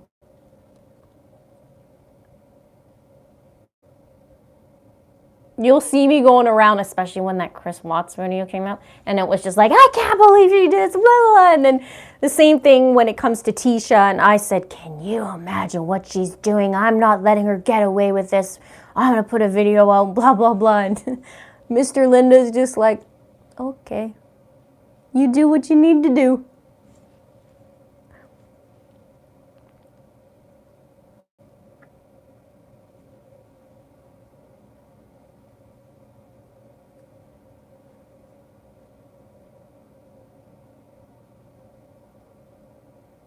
Kathy says, you're my idol, and also Britt and Ashley with True Crime Junkies podcast. I only hope to be as good as you. That's awesome. I need to know how to do a podcast. People have saying that a couple times. Some people have been saying that I should go do, what do they say? Like Kindle reading, like to read a book. They would want to hear me read books. I love books. I read a ridiculous amount a year. I love that we're calling Hubs Mr. Linda. I'm going to get him a mug. I'm going to get him a mug that says Mr. Linda. Maybe I should get him a shirt too.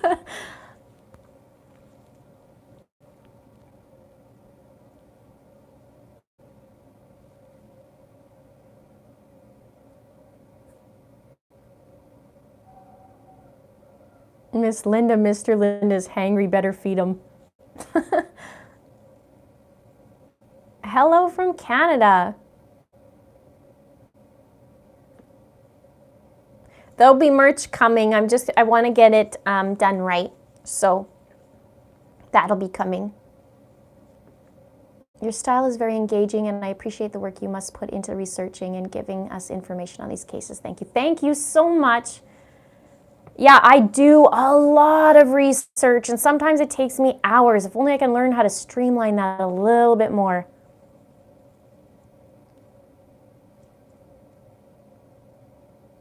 Yay, merch! It'll show up underneath, as you guys probably see, underneath the YouTube videos. And also, I just read that it'll show up on a live stream too, if I can do maybe exclusive stuff or that kind of thing. I don't know.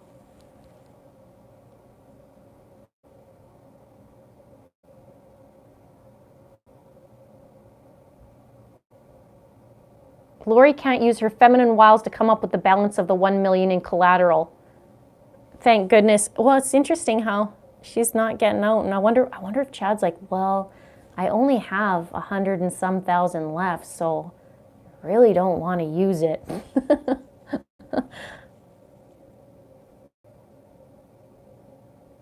What do you think the odds are that JJ and Tylee are alive and hidden? I think it's a possibility.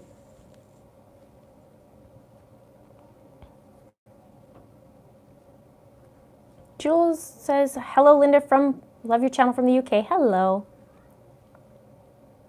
Audible. Is that what you guys are talking about, for me to do Audible?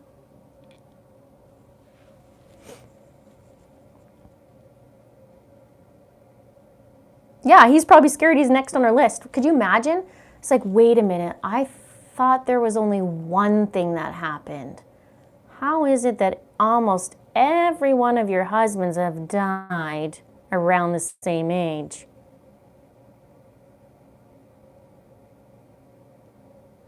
10% of the bail amount.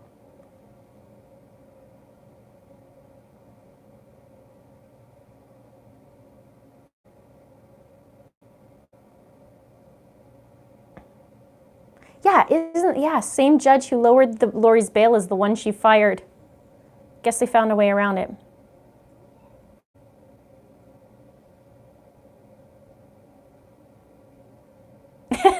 Kimberly says, I love your channel so much that once my notification came on that you're going live, I cut my errands short just so I can watch you live in peace at home. Print shirts that say chat loves Mr. Linda. I love that. I wonder if he's going to be okay with me calling him that myself. Hey, Mr. Linda.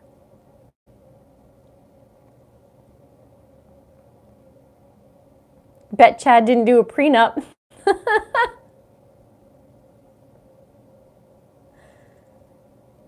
I don't know if Lori had insurance policies on the kids, but she was getting, I don't know, I forget the word you call it in the States.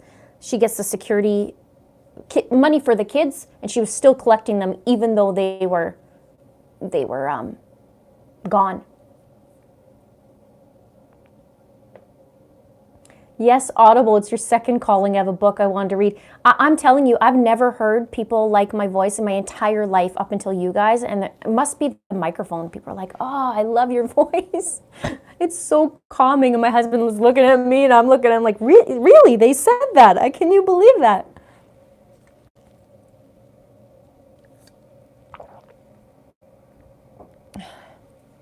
Any news on Gannon? I did read a little bit, but they still haven't found him.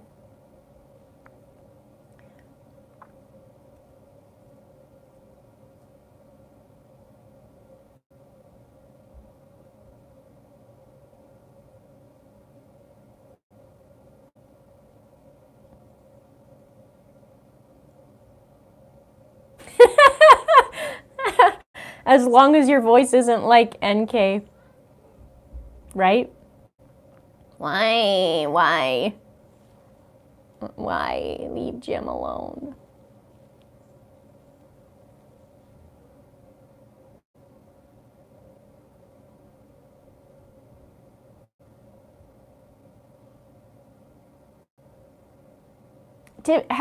Are you guys a member at all of other channels? Just meaning, like, do you have memberships? Because I was approved for them, like I mentioned earlier.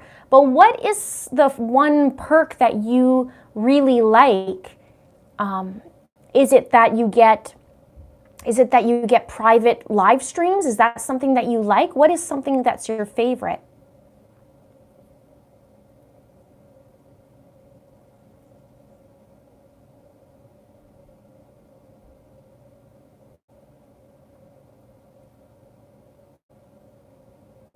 Is there a death penalty in Colorado?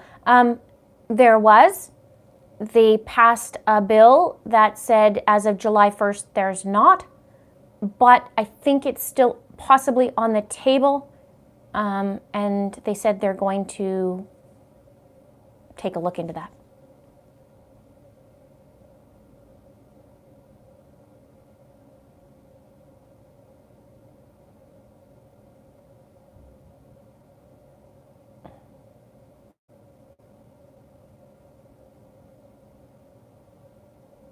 Content for members only bonus episode. I like that bonus episode. There's something that I do, like you guys can see when I dive into patterns, that I was thinking of doing like even more into the patterns and really getting into the nitty.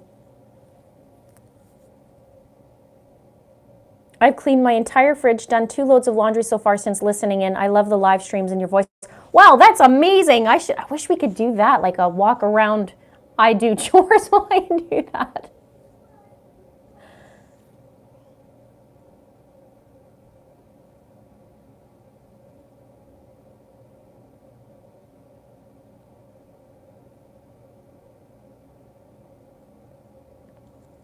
Death penalty in Colorado. Look for the interview with the state prosecutor in Gannon Stauch's case. No chance it'll pop up. Yeah, he was talking about it, and he said he's just going to take a look into that because he said as of July 1st, it's not retroactive for the others, but he said he's going to look into that something. Lori's planning on being a movie star in her own story.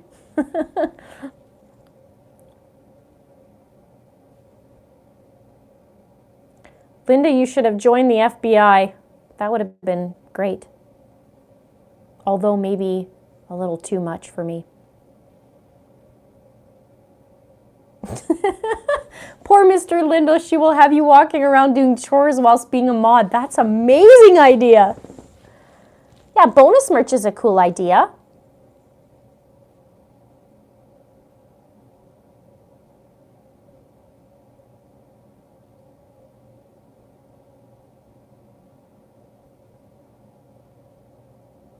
Yeah, 5 husbands and she's 46.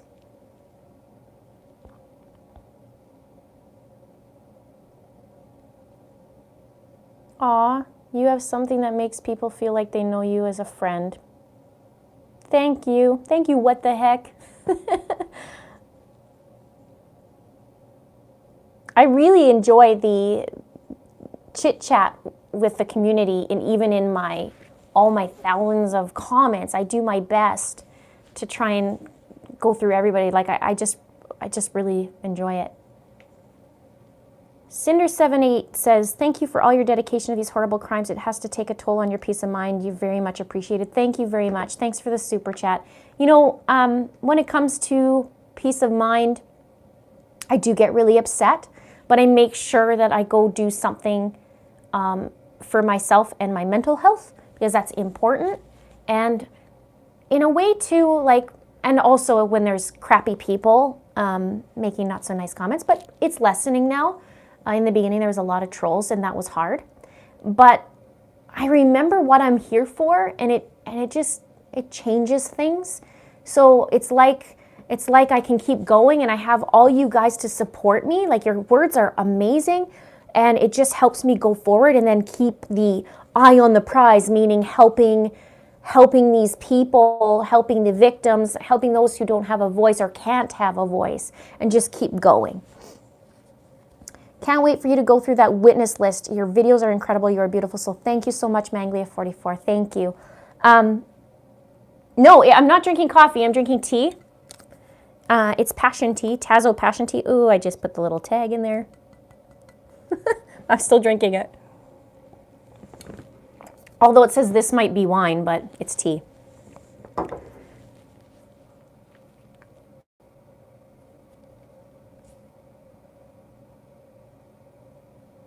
Bedtime for me. Have a wonderful day. Yeah, Kathy, good night for you. Thank you, Jabberjaws. Any idea if the rumor if Maggie Boswell made bond? I haven't heard that, but I haven't checked anything new today because I was getting ready for this. YouTube poster says, love your channel, new subscriber. Welcome aboard. And welcome to all you guys. Hit the like button if you guys are liking this format. If you like me to do these case updates, I think it's great in the sense where I can just mash it all together. We can talk a little bit, and then if you guys want to go check it out, but also it gets me caught up as well because it takes a lot of hours doing those separate videos that I do.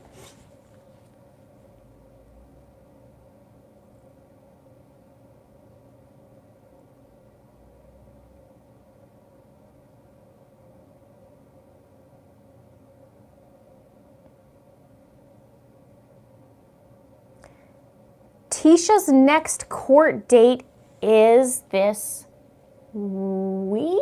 There's something. Oh, the 17th is her divorce court. 17th divorce court. So was that Tuesday? Monday.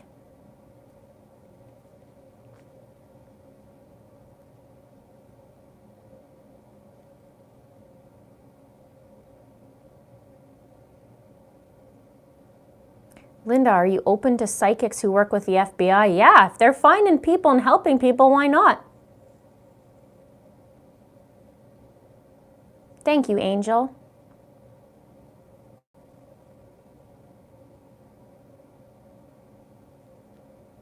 I want you to go through the affidavit when it is available. Charlie Hunt, absolutely that is going to happen. As soon as that comes through, you know I will. Snowflake says member only chats would be cool. Yeah, I'm going to do something like that in the membership, I think. It'll be, more condensed. I'll still do that here too.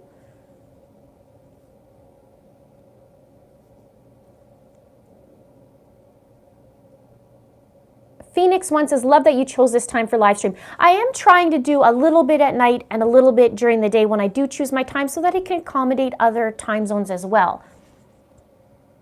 Most of my viewers are from the United States, but also a lot from all over the place too. So I do want to accommodate.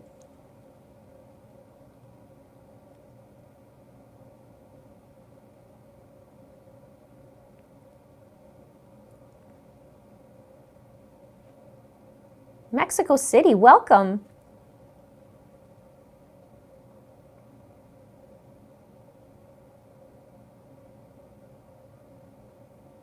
Yeah, perfect time for us. And okay, that's good to know. So, because at 1 p.m., what is it in the UK is 8 p.m. So is it now, is it 11 there? 10 or 11?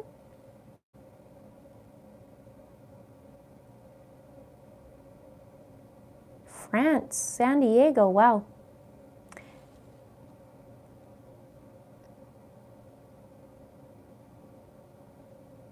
Yeah, Carla, that's a great idea. Get merch going to hire someone to help, get merch going, hire someone to help get the research going. I might do that about the research. It's kind of nice to wake up in the morning and have a nice organized thing that I don't have to go hunt and put it. Here's where the sources where you need to go. Do that, put it nicely. I like research a lot, so I'd have to let go a little bit of that part, but any new leads in the Gannon's case, not so far that I know, still hasn't been found. They did search a certain area, and I did talk about Michael Allen, who has never lost a murder case.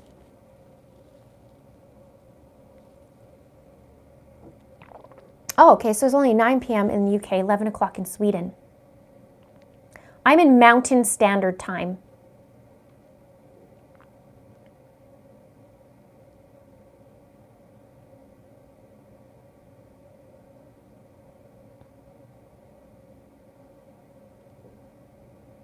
Aw, Linda Thompson says, love your channel, Linda. Today is my birthday, but kind of sad. My granddog had to be put down today. It is so hard when you lose a pet. I am so sorry, but happy, happy, happy birthday. And, make the best of today. It's a special day for you, It's sad, but it's also a special day to celebrate yourself too. So maybe that means you need to give an extra pampering to yourself.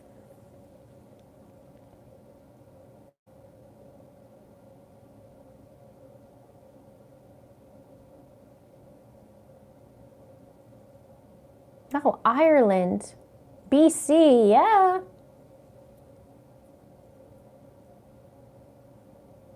Yeah, this is going to stay on the channel. It might take a little bit to process, and then I will put it, it'll actually put itself after I'm done. It just might take a little bit, and then it'll be there. So you guys don't worry about that. I am going to have to get going very soon. I want to spend some time with my family this afternoon and take a little bit of a breather today, and then I'll be back.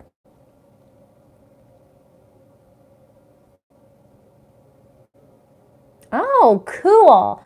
Going to have some dinner with some friends. One is an FBI agent, and I love picking his brain. Pick his brain for me, too. I want to hear all about that. Rachel says, how do you become a member and how much does it cost? I'm from New Zealand. So I have to submit this week all the perks for the membership. It's going to be as low as $1.99, and then it'll go up from there, but it's not going to be anything crazy, but you are going to get perks in exchange for support for the channel. And it's going to stay, my channel, my regular channel, the free part is going to stay exactly the same. Do I have kids? Yes, I do. I have 2. Oh, I'll grab you guys that link too if you want to look at my last video about the orb because you guys are asking. Let me just look for it. And then you can take a look right after I go.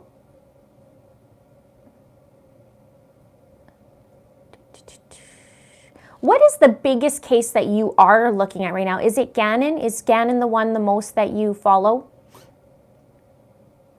Or one that I don't cover?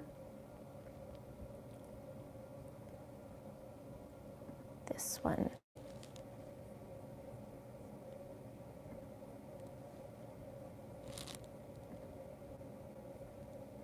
Weird. Okay, let's see. See if that works. Oh, nope, that's the wrong one. Hang on. Didn't want to show it to me for some reason. Bear with me, please. Please hold. That's so weird.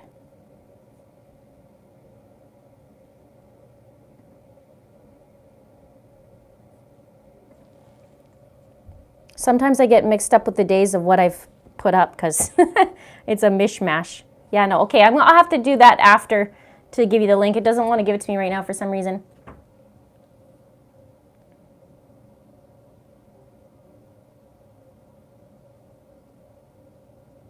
Yeah, Janine, I did Heidi Broussard at the beginning of this show and I gave an update and I am following all of them. So if there's enough info on one of them, I will do a separate video, but I thought I would do a complete case update right now so that you guys can know. So I'm going to give a couple more minutes and then I got a jet.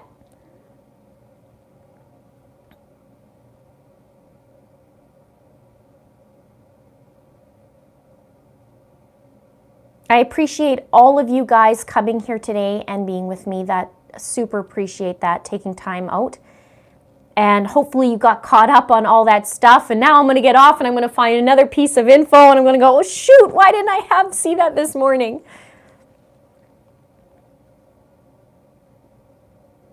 Yep, here's my email. Yeah, thank you so much, you guys. All right, I'm gonna take off now. Enjoy. The timestamp for that is 6:35 on the orbs. I wish that would work. For some reason, it's like saying retry, but it's in there. It's called Tisha, Court, Divorce, and More. And thank you so much to the mods for keeping it clean in here. Thank you so much for keeping it classy. And of course to Mr. Linda as well. And itsacrimeandashame@gmail.com is my email. Thank you so much, you guys. I appreciate you, and we will see you probably tomorrow with a new video. Bye.